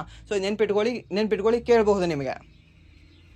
JFM ಅಂದರೆ ಏನಾಗುತ್ತೆ? ಜೆಕ್ ಫ್ರೆಷರ್ ಮೆಗಕರ್ಕ್, ಡೆಲ್ಲಿಯ ಓಪನರ್. ಓಕೆ, ಸೊ ಅವನಲ್ಲ, ಇದು YFM ಅಂತ ಆಗುತ್ತೆ, ಯಂಗ್ ಫೋಲ್ಡೆಡ್ ಮೌಂಟೇನ್ಸ್ ಅಂತ, ಸರಿನಾ. ಇದು ನೆನ್ಪಿಟ್ಕೊಳ್ಳಿ. ಹಾಗೆ ಇನ್ನೊಂದು ಮಡಿಕೆ ಪರ್ವತಗಳು ಕಂಡುಬರ್ತವೆ. ಯಾವ್ಯಾವ ಮಡಿಕೆ ಪರ್ವತಗಳು ನಿಮಗೆ ನಮ್ಮ ಭಾರತದಲ್ಲಿ ಕಂಡುಬರ್ತಾವೆ ಗೊತ್ತಾ? ಒಂದು ಈ ಮೌಂಟ್ ಎವರೆಸ್ಟು, ಸರಿನಾ. ಸರ್ ಮೌಂಟ್ ಎವರೆಸ್ಟ್ ನಮ್ಮ ಭಾರತದಲ್ಲಿಲ್ಲ, ಸರಿನಾ. ಮೌಂಟ್ ಎವರೆಸ್ಟ್ ಶಿಖರ ಇಲ್ಲ, ಬಟ್ ಹಿಮಾಲಯನ್ ಶಿಖರ ಇದೆ ಅಲ್ವಾ, ಹಿಮಾಲಯನ್ ಶ್ರೇಣಿ ಇದೆ ಅಲ್ವಾ. ಹಿಮಾಲಯನ್ ಶ್ರೇಣಿ ನಿಮಗೆ ಯಂಗ್ ಫೋಲ್ಡೆಡ್ ಕಂಡುಬರುತ್ತೆ. ಫುಲ್ ಓವರ್ ಆಲ್ ನಿಮಗೆ ಹಿಮಾಲಯನ್ ಶ್ರೇಣಿ ಇದೆ ಅಲ್ವಾ, ಯಂಗ್ ಫೋಲ್ಡೆಡ್ ಇದೆ, ಯುವ ಮಡಿಕೆ ಪರ್ವತವೇ ಆಗಿದೆ. ಹಾಗೆ ಇನ್ನೊಂದು ನಿಮಗೆ ಈ ಗುರು ಶಿಖರ ಕಂಡುಬರುತ್ತೆ ಗೊತ್ತಾ, ಗುರು ಶಿಖರ. ಸೊ ಇದು ಕೂಡ ನಿಮಗೆ ಯಾವುದು ಅಂದರೆ ಈ ಮಡಿಕೆ ಪರ್ವತ ಕಂಡುಬರುತ್ತೆ. ಬಟ್ ಇದು ಅವಶೇಷ ಮಡಿಕೆ ಪರ್ವತವಾಗಿದೆ. ಯಾವುದು? ಈ ಗುರು ಶಿಖರ ಅನ್ನೋದು ಅವಶೇಷ ಮಡಿಕೆ ಪರ್ವತವಾಗಿದೆ. ಹಾಗೆ ನಮ್ಮ ಪಶ್ಚಿಮ ಘಟ್ಟಗಳೇನಿದಾವಲ್ವ, ಪಶ್ಚಿಮ ಘಟ್ಟಗಳ ಶಿಖರಗಳು ಇವೆಲ್ಲವೂ ಏನಾಗಿದೆ? ಇವು ಕೂಡ ಅವಶೇಷ ಮಡಿಕೆ ಪರ್ವತಗಳಾಗಿದ್ದಾವೆ. ಇವು ಕೂಡ ಅವಶೇಷ ಮಡಿಕೆ ಪರ್ವತಗಳಾಗಿದ್ದಾವೆ ಆಕ್ಚುಲಿ, ಸರಿನಾ. ಇವು ಕೂಡ ಅವಶೇಷಗಳಾಗಿದ್ದಾವೆ. ಫಸ್ಟ್ ಈ ವರ್ಡ್ ನೆನ್ಪಿಟ್ಕೊಳ್ಳಿ, ಅವಶೇಷಗಳು ಇವೆಲ್ಲವೂ ಕೂಡ ಯಾವುದು ಈ ನಮ್ಮ ವೆಸ್ಟರ್ನ್ ಘಾಟ್ ಏನು ಹಿಲ್ಸ್ ಇದಾವಲ್ವಾ ಎಲ್ಲವೂ ಕೂಡ ಅವಶೇಷಗಳು. ಹಾಗೆ ಈ ಗುರು ಶಿಖರ ಅನ್ನೋದು ಕೂಡ ನಿಮಗೆ ಅವಶೇಷ ಪರ್ವತವಾಗಿದೆ. ರೈಸಿನಾ ಹಿಲ್ಸ್ ಅನ್ನೋದು ಕೂಡ ಅವಶೇಷ ಪರ್ವತವಾಗಿದೆ, ಸರಿನಾ. ನೆನ್ಪಿಟ್ಕೊಳ್ಳಿ, ಕೇಳಬಹುದು ನಿಮಗೆ. ಆ್ಯಂಡ್ ದೆನ್ ಇವಾಗ ನಮ್ಮ ಭಾರತದಲ್ಲಿ ವಿಶ್ವದ ಕೇಳಿದ್ರೆ ಹೇಳಿದ್ರಿ ಇವಾಗ ಮೌಂಟ್ ಎವರೆಸ್ಟು. ಬಟ್ ನಮ್ಮ ಭಾರತದ ಅತಿ ಎತ್ತರವಾದ ಶಿಖರ ಯಾವುದು ಸರ್? ಹಾಗಾದ್ರೆ ಅದು ಭಾರತದಲ್ಲಿ ಇಲ್ವಾ? ಇಲ್ಲ, ನೇಪಾಳದಲ್ಲಿ ಕಂಡುಬರುತ್ತೆ. ಯಾವುದು ಈ ಮೌಂಟ್ ಎವರೆಸ್ಟ್ ಏನಿಲ್ಲಿ ಕಂಡುಬರುತ್ತೆ? ನೇಪಾಳದಲ್ಲಿ ಕಂಡುಬರುತ್ತೆ, ಸರಿನಾ. ಸೊ ನೇಪಾಳದಲ್ಲಿ ಮೌಂಟ್ ಎವರೆಸ್ಟ್ ಅಂತ ಕರೀತಾರ? ನೋವೇ, ಕರೆಯಲ್ಲ. ಏನಂತ ಕರೀತಾರೆ ಅಂದ್ರೆ ಸಾಗರ್ ಮಾತಾ ಅಂತ ಕರೀತಾರೆ. ಸಾಗರ್ ಮಾತಾ ಅಂತ ಕರೀತಾರೆ. ಯಾವುದರಲ್ಲಿ? ನೇಪಾಳ ಒಂದು ದೇಶದಲ್ಲಿ ಈ ಮೌಂಟ್ ಎವರೆಸ್ಟ್ ಅನ್ನ ಸಾಗರ್ ಮಾತಾ ಅಂತ ಕರೀತಾರೆ. ನಾಟ್ ಮೌಂಟ್ ಎವರೆಸ್ಟ್ ಅಂತ ಕರೆಯುವುದಿಲ್ಲ ಅದನ್ನ, ಸರಿನಾ. ಕೈಲಾಶ ಪರ್ವತ ಅಂತ ಕರೆಯುವುದಿಲ್ಲ. ಅವ್ರು ಏನಂತ ಕರೀತಾರೆ ಅಂದ್ರೆ ಸಾಗರ್ ಮಾತಾ ಅಂತ ಕರೀತಾರೆ. ನಮ್ಮ ಭಾರತದಲ್ಲಿ ಏನಂತ ಕರಿತೀವಿ ನಾವು? ಮೌಂಟ್ ಎವರೆಸ್ಟ್ ಅಂತನೂ ಕೂಡ ಕರಿತೀವಿ, ಹಾಗೆ ಕೈಲಾಶ ಪರ್ವತ ಅಂತವೂ ಕೂಡ ಕರಿತೀವಿ. ನಾವು ವಿಶಾಲ ಹೃದಯದವರು ಎಲ್ಲವೂ ಕೂಡ ಕರಿತೀವಿ, ಎಲ್ಲವೂ ಕೂಡ ಎಕ್ಸೆಪ್ಟ್ ಮಾಡ್ಕೋತೀವಿ, ಸರಿನಾ. ಸೊ ಅದು ಗೊತ್ತಿರಲಿ ನಿಮಗೆ. ಬಟ್ ಇಲ್ಲಿ ನಮ್ಮ ಭಾರತದ ಅತ್ಯಂತ ಎತ್ತರವಾದ ಶಿಖರ ಯಾವುದು? K2. Okay, K2 Godwin Austin ಅಂತ ಬರುತ್ತೆ. K2 ಆರ್ ಗಾಡ್ವಿನ್ ಆಸ್ಟಿನ್ ಅಂತ, ಎರಡು ಸೇಮೆ. ಮೀನ್ಸ್ ಇವಾಗ ನನಗೆ ಇನ್ನೊಂದು ಹೆಸರು ಇರುತ್ತೆ, ಸರಿನಾ. ಸೊ ಸ್ಕೂಲಲ್ಲಿ ಒಂದು ಹೆಸರು ಕರೀತಾರೆ, ಮನೆಯಲ್ಲಿ ಒಂದು ಹೆಸರು ಇರುತ್ತೆ ಅಲ್ವಾ. ಸೊ ಆ ರೀತಿ K2 ಅನ್ನೋದು, ಅದಕ್ಕೆ ಗಾಡ್ವಿನ್ ಆಸ್ಟಿನ್ ಅನ್ನೋದು ಕೂಡ ಗಾಡ್ವಿನ್ ಆಸ್ಟಿನ್ ಅಂತ ಕಂಡುಬರುತ್ತೆ ನಿಮಗೆ, ಸರಿನಾ. ಈ ಗಾಡ್ವಿನ್ ಆಸ್ಟಿನ್ ಅನ್ನೋದು ಕೂಡ ಇದೇ K2ದ ಇನ್ನೊಂದು ಹೆಸರು. ಇದು ನಮ್ಮ ಭಾರತದ ಅತ್ಯಂತ ಎತ್ತರವಾದ ಶಿಖರವಾಗಿದೆ. ಯಾವುದು? ಈ K2 ಗಾಡ್ವಿನ್ ಆಸ್ಟಿನ್ ಅನ್ನೋದು ಎಷ್ಟಿದೆ ಅಂದ್ರೆ 8,600 ಸಮಥಿಂಗ್ ಇದ್ರೇನೋ ಮೀಟರ್ ಇದೆ. ಓಕೆ, 8,600 ಎಕ್ಸಾಕ್ಟ್ ಇಲ್ಲ, 8,600 ಪ್ಲಸ್ ಇದೆ, ಸರಿನಾ. ಸೊ ಅಷ್ಟು ಮೀಟರ್ ಎತ್ತರವಾಗಿರೋದು ಯಾವುದಂದ್ರೆ ಈ K2 ಗಾಡ್ವಿನ್ ಆಸ್ಟಿನ್ ಆಗಿದೆ, ಸರಿನಾ. ಬಟ್ ಇವಾಗ ಪ್ರಶ್ನೆ ಇನ್ನೊಂದು ರೀತಿ ಕೇಳಬಹುದು. ನಾನೇನಾದರೂ ಎಕ್ಸಾಮಿನರ್ ಮೀನ್ಸ್ ಏನೋ, ನಾನೇನಾದರೂ ಕ್ವಶನ್ ಪೇಪರ್ ಸೆಟ್ ಮಾಡೋನಾಗಿದ್ರೆ ನಾನು ಈ ರೀತಿ ಕ್ವಶನ್ನೇ ಕೇಳಲ್ಲ. ಏನು? ಭಾರತದ ಅತ್ಯಂತ ಎತ್ತರವಾದ ಶಿಖರ ಅಂತ ಕೇಳಿದ್ರೆ ಆಪ್ಷನ್ ಕೊಟ್ಟಿರ್ತೀನಿ K2, ಸರಿನಾ. ಸೊ K2 ಅಂತ ನಾನು ಕೊಟ್ಟೇ ಇರಲ್ಲ. ಕೊಟ್ಟರು ಇಫ್ ನಾನು ಬೇರೆ ರೀತಿ ಕ್ವಶನ್ ಕೇಳ್ತೀನಿ. ಕ್ವಶನ್ ಹೇಗೆ ಕೇಳ್ತೀನಿ ಗೊತ್ತಾ? ಭಾರತದ ಒಡೆತನದಲ್ಲೇ ಕಂಡುಬರ್ತಕ್ಕಂತಹ, ಭಾರತದ ಪ್ರಸ್ತುತ ಒಡೆತನದ ಪ್ರದೇಶದಲ್ಲೇ ಕಂಡುಬರ್ತಕ್ಕಂಥ ಅತ್ಯಂತ ಎತ್ತರವಾದ ಶಿಖರ ಯಾವುದು ಅಂತ ಕೇಳ್ತೀನಿ ನಾನು. ಪ್ರಶ್ನೆ ಅರ್ಥ ಮಾಡ್ಕೊಳ್ಳಿ, ಏನಿದೆ ಪ್ರಶ್ನೆ? ಭಾರತದ ಒಡೆತನದಲ್ಲಿರುವ ಭೂಮಿಯ ಮೇಲೆ ಕಂಡುಬರ್ತಕ್ಕಂಥ ಅತ್ಯಂತ ಎತ್ತರವಾದ ಶಿಖರ ಯಾವುದು ಅಂತ. ಮೀನ್ಸ್ ಹಾಗಾದ್ರೆ ಸರಿ, K2 ಅನ್ನೋದು ನಮ್ಮ ಭಾರತ ಒಡೆತನದಲ್ಲಿ ಇಲ್ವಾ? ಇಲ್ಲ ಇದು. ಯಾಕೆಂದ್ರೆ ಪ್ರಸ್ತುತ POK ಯಲ್ಲಿದೆ ರೀ ಇದು. ಓಕೆ, ಆಕ್ರಮಿತ ಕಾಶ್ಮೀರದಲ್ಲಿದೆ ಇದು, ಸರಿನಾ. ಏನಿವಾಗ ಹೀಗೆ ನಾವು ನಮ್ಮ ಭಾರತವನ್ನು ತಲೆ ತೆಗಿತೀವಿ ಗೊತ್ತಾ. ಸೊ ಈ ರೀತಿ ಇಲ್ಲಿ ಇಷ್ಟೆಲ್ಲ ಹೋಗಿದೆ ಇದು, ಸರಿನಾ. ಇದೆಲ್ಲವೂ ಕೂಡ ಆಕ್ರಮಿತ ಕಾಶ್ಮೀರ ಆಗಿದೆ. ಇಲ್ಲಿ ಕೂಡ ಇದು ಕೂಡ ಎಲ್ಲ ಹೋಗಿದೆ. ಇದು ಎಲ್ಲವೂ ಕೂಡ ಚೀನಾ ಇದ್ರೇನೋ ಕಬಳಿಸ್ಕೊಂಡ್ಬಿಟ್ಟಿದೆ, ಸರಿನಾ. ಸೊ ಮೊದಲಿಗೆ ಚೀನಾ ಮತ್ತು ಪಾಕಿಸ್ತಾನಕ್ಕೆ ಯಾವುದೂ ಕೂಡ ಡೈರೆಕ್ಟ್ ಆಗಿ ಮಾರ್ಗ ಇರಲಿಲ್ಲ, ಎರಡೂ ಕೂಡ ಗಡಿಯನ್ನು ಹಂಚ್ಕೊಂಡಿರಲಿಲ್ಲ. ಬಟ್ ಇಬ್ರು ನಮಗೆ ಹೊಡೆದು ಏನ್ ಮಾಡಿದ್ದಾರೆ, ಇಲ್ಲಿ ಬಾರ್ಡರ್ ಮಾಡ್ಕೊಂಡ್ಬಿಟ್ಟಿದ್ದಾರೆ ಅವ್ರದವ್ರೆ, ಸರಿನಾ. ಸೊ ಬಾರ್ಡರ್ ಮಾಡ್ಕೊಂಡು ಅಲ್ಲೆಲ್ಲ ತಿರ್ಗಾಡ್ತಿದ್ದಾರೆ ಇವಾಗ. ಸೊ ಪಾಕಿಸ್ತಾನದಲ್ಲಿ ಅಲ್ಲಿ ಚೀನಾದವ್ರು ತಿರ್ಗಾಡ್ತಾರೆ, ಚೀನಾದಲ್ಲಿ ಪಾಕಿಸ್ತಾನದವ್ರು ತಿರ್ಗಾಡ್ತಾರೆ. ಮೀನ್ಸ್ ಅವರು ಕೂಡ ಇವಾಗ ಬಾರ್ಡರ್ನ ಶೇರ್ ಮಾಡ್ಕೊಂಡಿದ್ದಾರೆ. ನೀವೇನಾದ್ರೂ ಅಫಿಷಿಯಲ್ ಆಗಿ ಬಾರ್ಡರ್ ನೀವೇನಾದ್ರೂ ನೋಡಿದ್ರೆ, ಈ ಮ್ಯಾಪ್ ಬಾರ್ಡರ್ ನೋಡಿದ್ರೆ ಚೀನಾ ಮತ್ತು ಪಾಕಿಸ್ತಾನ ಬಾರ್ಡರ್ನ ಹಂಚ್ಕೊಂಡಿಲ್ಲ. ಬಟ್ ಪ್ರಸ್ತುತ ನೋಡಿದ್ರೆ ಓಕೆ, ಈ POK ಏನಿದೆ ಅಲ್ವಾ, POK ಜೊತೆ ಮತ್ತೆ LAC ಜೊತೆ, ಓಕೆ, LAC ಏನಿದಾವಲ್ವಾ ಇವು ಎರಡನ್ನೂ ಕೂಡ ಅವ್ರು ಲೈನ್ ಹಾಕಿಬಿಟ್ಟಿದ್ದಾರೆ. LAC ಅನ್ನೋದು ಚೀನಾ ಜೊತೆ ಗಡಿಯನ್ನು ಹಂಚ್ಕೊಂಡಿದೆ, ಹಾಗೆ POK ಅನ್ನೋದು ಈ ಪಾಕಿಸ್ತಾನ ಜೊತೆ ಗಡಿಯನ್ನು ಹಂಚ್ಕೊಂಡಿದೆ ನಮ್ಮ ಭಾರತ. ಸೊ ಇವೆರಡು ಕೂಡ ಕನೆಕ್ಟ್ ಆಗಿದ್ದಾವೆ. ಇವಾಗ ಪಾಕಿಸ್ತಾನ ಮತ್ತು ಚೀನಾ ಅದಕ್ಕೆ ಫುಲ್ ಸ್ಟ್ರಾಂಗ್ ಆಗಿದ್ದಾರೆ ಅವರು, ಸರಿನಾ. ಸೊ ಯಾರು? ಚೀನಾದವರು. ಸೊ ಏನಾದರೂ ನಿಮಗೆ ಭಾರತದವ್ರು ಏನಾದರೂ ಭಾಳ ಕೆಣಕ್ಲಿಕ್ಕತ್ತೀರಿ ನೀವು, ಆಯ್ತು ಪಾಕಿಸ್ತಾನದವ್ರು ಕೂಡ ಹೆಂಗೆ ನಾವು ಬಾರ್ಡರ್ ಹಂಚ್ಕೊಂಡಿದ್ದೀವಿ, ಅಲ್ಲೆಲ್ಲ ಇದು ಬಾಂಬ್ ಹಾಕ್ಬಿಡ್ತೀವಿ, ಬಾಂಬ್ ಕೊಟ್ಬಿಡ್ತೀವಿ, ಅವರೆಲ್ಲ ತಂದು ನಿಮ್ಮ ಮೇಲೆ ಬಾಂಬ್ ಹಾಕ್ತಾರೆ ಅಂತ, ಸರಿನಾ. ಇದು ಗೊತ್ತಿರಲಿ ನಿಮಗೆ. ಬಟ್ ಇವಾಗ ಏನಿದೆ, ಈ K2 ಗಾಡ್ವಿನ್ ಆಸ್ಟಿನ್ ಅನ್ನೋದು ನಮ್ಮ ಭಾರತ ಪ್ರದೇಶದಲ್ಲಿಲ್ಲ. ಹಾಗಾದ್ರೆ ನಮ್ಮ ಭಾರತ ಪ್ರದೇಶದಲ್ಲಿ ಕಂಡುಬರ್ತಕ್ಕಂಥ ಅತ್ಯಂತ ಎತ್ತರವಾದ ಶಿಖರ ಯಾವುದು? ಸೊ ದೆನ್ ಅವಾಗ ಹೇಳ್ಬೇಕಾಗತ್ತೆ ನಾವು ಕಾಂಚನಜುಂಗ ಅಂತ, ಸರಿನಾ. ಸೊ ಕಾಂಚನಜುಂಗ ಅನ್ನೋದು ಪ್ರಸ್ತುತ ನಮ್ಮ ಭಾರತದ ಒಡೆತನದ ಭೂಮಿಯಲ್ಲಿ ಕಂಡುಬರ್ತಕ್ಕಂಥ ಅತ್ಯಂತ ಎತ್ತರವಾದ ಶಿಖರವಾಗಿದೆ. ಯಾವುದು? ಕಾಂಚನಜುಂಗ. ಹಾಗಾದ್ರೆ ಕಾಂಚನಜುಂಗ ಯಾವ ಒಂದು ರಾಜ್ಯದಲ್ಲಿ ಕಂಡುಬರುತ್ತೆ ಸರ್? ಯಾವ ಒಂದು ರಾಜ್ಯದಲ್ಲಿ ಅಂದ್ರೆ ಸಿಕ್ಕಿಂ ರಾಜ್ಯದಲ್ಲಿ ಕಂಡುಬರುತ್ತೆ, ಸರಿನಾ. ಈ ಸಿಕ್ಕಿಂ ಅನ್ನುವ ರಾಜ್ಯದಲ್ಲಿ ಕಂಡುಬರ್ತಕ್ಕಂಥ ಒಂದು ಕಾಂಚನಜುಂಗ ಪರ್ವತ ಏನಿದೆ ಅಲ್ವಾ, ನಮ್ಮ ಭಾರತದ ಪ್ರಸ್ತುತ ಅತ್ಯಂತ ಎತ್ತರವಾದ ಶಿಖರವಾಗಿದೆ, ಸರಿನಾ. ಇದು ಗೊತ್ತಿರಲಿ ನಿಮಗೆ, ಕೇಳಬಹುದು. ಸೊ ವರ್ಲ್ಡ್ ಹೈಯೆಸ್ಟ್ ಒಂದು ಶಿಖರ ಯಾವುದು ಅಂದ್ರೆ Mount Everest. World second highest ಶಿಖರ ಯಾವುದು ಅಂದ್ರೆ K2. ವರ್ಲ್ಡ್ ಥರ್ಡ್ ಹೈಯೆಸ್ಟ್ ಯಾವುದು ಅಂದ್ರೆ ಕಾಂಚನಜುಂಗ. ಮೂರು ಕೂಡ ನೆನ್ಪಿಟ್ಕೊಳ್ಳಿ, ಸರಿನಾ. ಮೂರು ಇಂಪಾರ್ಟೆಂಟ್ ಇದೆ. ಮೂರು ಕೂಡ ನಿಮಗೆ ಟ್ವಿಸ್ಟ್ ಮಾಡಿ ಬೇರೆ ಬೇರೆ ಆ್ಯಂಗಲಲ್ಲಿ ಬೇರೆ ಬೇರೆ ರೀತಿಯ ಪ್ರಶ್ನೆಗಳನ್ನ ಕೇಳಬಹುದು, ಸರಿನಾ. ಒಂದು ಸ್ವಲ್ಪ ಏನಾದರೂ ನೀವು ಕ್ವಶನ್ ಓದೋದ್ರಲ್ಲಿ ಸ್ವಲ್ಪ ಮೈ ಮರೆತ್ರೆ ಒಂದು ಕ್ವಶನ್ ಹೋಗ್ಬಿಡ್ತದೆ, ಒಂದು ಆನ್ಸರ್ ಹೋಗ್ಬಿಡ್ತದೆ, ಸರಿನಾ. ಇದು ಗೊತ್ತಿರಲಿ ನಿಮಗೆ. ಆ್ಯಂಡ್ ದೆನ್ ನೆಕ್ಸ್ಟ್ ಪ್ರಶ್ನೆ ಏನಿದೆ ಅಂದರೆ, ಭಾರತದ ರಾಷ್ಟ್ರೀಯ ಪುಷ್ಪ ಯಾವುದು ಅಂತ. ಯಾವುದಿದೆ ನಮ್ಮ ಭಾರತದ ರಾಷ್ಟ್ರೀಯ ಪುಷ್ಪ ಯಾವುದಿದೆ? ಕಮಲ. ಸೊ ಸಿಂಪಲ್, ಈಸಿಯಾಗಿರೋ ಹೂವು, ಸರಿನಾ. ಸೊ ಇದು ಈಸಿಯಾಗಿರೋ ಪ್ರಶ್ನೆ ಏನಿಲ್ಲ. ಆ್ಯಂಡ್ ದೆನ್ ನೆಕ್ಸ್ಟ್ ಪ್ರಶ್ನೆ ಏನಿದೆ ಅಂದರೆ ಅಮೆಜಾನ್ ಮಳೆಕಾಡು ಮುಖ್ಯವಾಗಿ ಯಾವ ದೇಶದಲ್ಲಿದ್ದಾವೆ ಅಂತ ಕೇಳಿದ್ದಾರೆ. ಅಮೆಜಾನ್ ಮಳೆಕಾಡು ಮುಖ್ಯವಾಗಿ ಯಾವ ದೇಶದಲ್ಲಿದ್ದಾವೆ? ಪೆರು ದೇಶದಲ್ಲಿದ್ದಾವೆ, ಕೊಲಂಬಿಯಾದಲ್ಲಿದ್ದಾವೆ, ಬ್ರೆಜಿಲಲ್ಲಿ ಮತ್ತು ವೆನೆಜುವೆಲಾದಲ್ಲಿ. ಸರ್ ನಾನು ಓದಿದ್ದೀನಿ ಸರ್ ಏನಂತ, ಸೌತ್ ಅಮೇರಿಕಾ ಖಂಡದಲ್ಲಿದ್ದಾವೆ ಅಂತ. ನೀವು ಕೂಡ ಹೇಳಿದ್ದೀರಾ ಸೌತ್ ಅಮೇರಿಕಾ ಖಂಡದಲ್ಲೇ ಇದ್ದಾವೆ ಅಂತ. ಬಟ್ ನಾನು ನಿಮಗೆ ಇನ್ನೊಂದು ಕೂಡ ಹೇಳಿದ್ದೀನಿ, ಆ ಸೌತ್ ಅಮೇರಿಕಾ ಖಂಡದಲ್ಲೇ ಇನ್ನೂ ಒಂದು ಮೇಜರ್ ಆಗಿ ಹೇಳಬೇಕಂದ್ರೆ ಒಂದೇ ಒಂದು ದೇಶ ಹೇಳಬೇಕಾಗತ್ತೆ. ಯಾವ ಒಂದು ದೇಶ ಅಂತ? ಅತಿ ದೊಡ್ಡದಾಗಿರ್ತಕ್ಕಂಥ ದೇಶ ಯಾವುದಿದೆ? ಬ್ರೆಜಿಲ್ ದೇಶ. ಸೊ ಬ್ರೆಜಿಲ್ ದೇಶದಲ್ಲಿ ನಿಮಗೆ ಅಮೆಜಾನ್ ಮಳೆ ಕಾಡುಗಳು ಕಂಡುಬರ್ತವೆ, ಸರಿನಾ? ಸೊ ಇಲ್ಲಿ ಲಿಟಲ್ ಅಮೆಜಾನ್ ಮಳೆ ಕಾಡುಗಳು ನಮ್ಮ ಹೊನ್ನವರದಲ್ಲೂ ಕೂಡ ಕಂಡುಬರ್ತವೆ ಅಂತ ನನ್ನ ಫ್ರೆಂಡ್ ಹೇಳಿದ್ರು ರೀಸೆಂಟ್ ಆಗಿ, ಸರಿನಾ? ಸುಮ್ಮನೆ ಅಂದೆ. ಸೊ ಏನಿಲ್ಲ, ಸೊ ಈ ಬ್ರೆಜಿಲ್ ಅಲ್ಲಿ ಕಂಡುಬರ್ತವೆ, ಸರಿನಾ? ಯಾವುದು ಈ ಅಮೆಜಾನ್ ಮಳೆ ಕಾಡು ಅನ್ನೋದು ಈ ಬ್ರೆಜಿಲ್ ದೇಶದಲ್ಲಿ ಕಂಡುಬರ್ತವೆ. ಸೊ ಹಾಗಾದ್ರೆ ಈ ಪೆರು ದೇಶದಲ್ಲಿ ಕಂಡುಬರಲ್ವಾ? ಕಂಡುಬರುತ್ತೆ. ಕೊಲಂಬಿಯಾ, ಎಸ್, ಬ್ರೆಜಿಲ್, ವೆನೆಜುವೆಲಾ ಎಲ್ಲದರಲ್ಲೂ ಕೂಡ ಕಂಡುಬರುತ್ತೆ. ಇವು ನಾಲ್ಕು ಕೂಡ ಯಾವ ಒಂದು ಖಂಡದಲ್ಲಿ ಕಂಡುಬರ್ತಕ್ಕಂತಹ ದೇಶಗಳು ಅಂತ ನಿಮಗೆ ಏನಾದರೂ ಕೇಳಿದ್ರೆ ಸೌತ್ ಅಮೇರಿಕಾ ಖಂಡದಲ್ಲಿ ಕಂಡುಬರ್ತಕ್ಕಂತಹ, ಸರಿನಾ? ಸೊ ದಕ್ಷಿಣ ಅಮೇರಿಕಾ ಖಂಡದಲ್ಲಿ ಕಂಡುಬರ್ತಕ್ಕಂತಹ ದೇಶಗಳು ಇದಾಗಿದ್ದಾವೆ. ಯಾವುದು? ಪೆರು, ಕೊಲಂಬಿಯಾ, ಬ್ರೆಜಿಲ್ ಮತ್ತು ವೆನೆಜುವೆಲಾ. ಹಾಗೆ ಈ ಸೌತ್ ಅಮೇರಿಕಾ ಖಂಡದಲ್ಲಿ ಕಂಡುಬರ್ತಕ್ಕಂಥ ಅತ್ಯಂತ ದೊಡ್ಡ ದೇಶ ಯಾವುದು? ಬ್ರೆಜಿಲ್ ದೇಶ, ಸರಿನಾ? ಹಾಗೆ ಏನಾದರೂ ನಿಮಗೆ ಬೇರೆ ಪ್ರಶ್ನೆ ಕೇಳಬಹುದು, ನಾರ್ತ್ ಅಮೇರಿಕಾ ಖಂಡದಲ್ಲಿ ಕಂಡುಬರ್ತಕ್ಕಂಥ ಅತ್ಯಂತ ದೊಡ್ಡ ದೇಶ ಯಾವುದು ಅಂದ್ರೆ ಏನಂತ ಹೇಳ್ತೀರಾ? ಕೆನಡಾ ಅಂತ ಹೇಳಬೇಕಾಗತ್ತೆ. ಹಾಗೆ ಏಷ್ಯಾದಲ್ಲಿ ಕಂಡುಬರ್ತಕ್ಕಂಥ ಅತ್ಯಂತ ದೊಡ್ಡ ದೇಶ ಯಾವುದಾಗಿದೆ? ರಷ್ಯಾವಾಗಿದೆ. ಯಾವುದು? ರಷ್ಯಾ ಆಗಿದೆ. ರಷ್ಯಾ.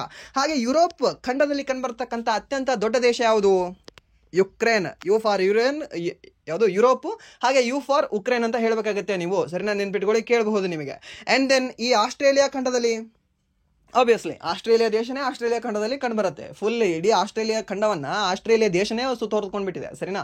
ಸೊ ಒಂದು ರೀತಿ ಹೇಗೆ ಟೊಳ್ಳಾದ ಭೂಮಿ ಇದೆ ಅದು, ಅಂದರೆ ಮೀನ್ಸ್ ಮಧ್ಯದಲ್ಲಿ ಎಲ್ಲವೂ ಕೂಡ ನಿಮಗೆ ಈ ಭೂಮಿ ಇದೆ ಅಂದರೆ ಎಷ್ಟೇನು ಭೂಮಿ ಇದೆ ಅಲ್ವಾ? ಈ ರೀತಿ ಆಸ್ಟ್ರೇಲಿಯಾ ಖಂಡ ಕಂಡು ಬಂದರೆ ಜನ ಎಲ್ಲ ಇಲ್ಲಿ ಬಾರ್ಡ್ರಲ್ಲೇ ವಾಸ ಮಾಡ್ತಿದ್ದಾರೆ ಅಲ್ಲಿ, ಸರಿನಾ? ಸೆಂಟ್ರಲ್ಲಿ ಯಾರು ವಾಸ ಮಾಡ್ತಾ ಇಲ್ಲ, ಇಲ್ಲೆಲ್ಲ ಯಾರು ಕೂಡ ವಾಸ ಮಾಡ್ತಿಲ್ಲ. ಬಿಕಾಸ್ ಯಾಕಂದರೆ ಮರುಭೂಮಿ ಇದೆ ಅಲ್ಲಿ ಸೆಂಟ್ರಲ್ಲಿ, ಸರಿನಾ?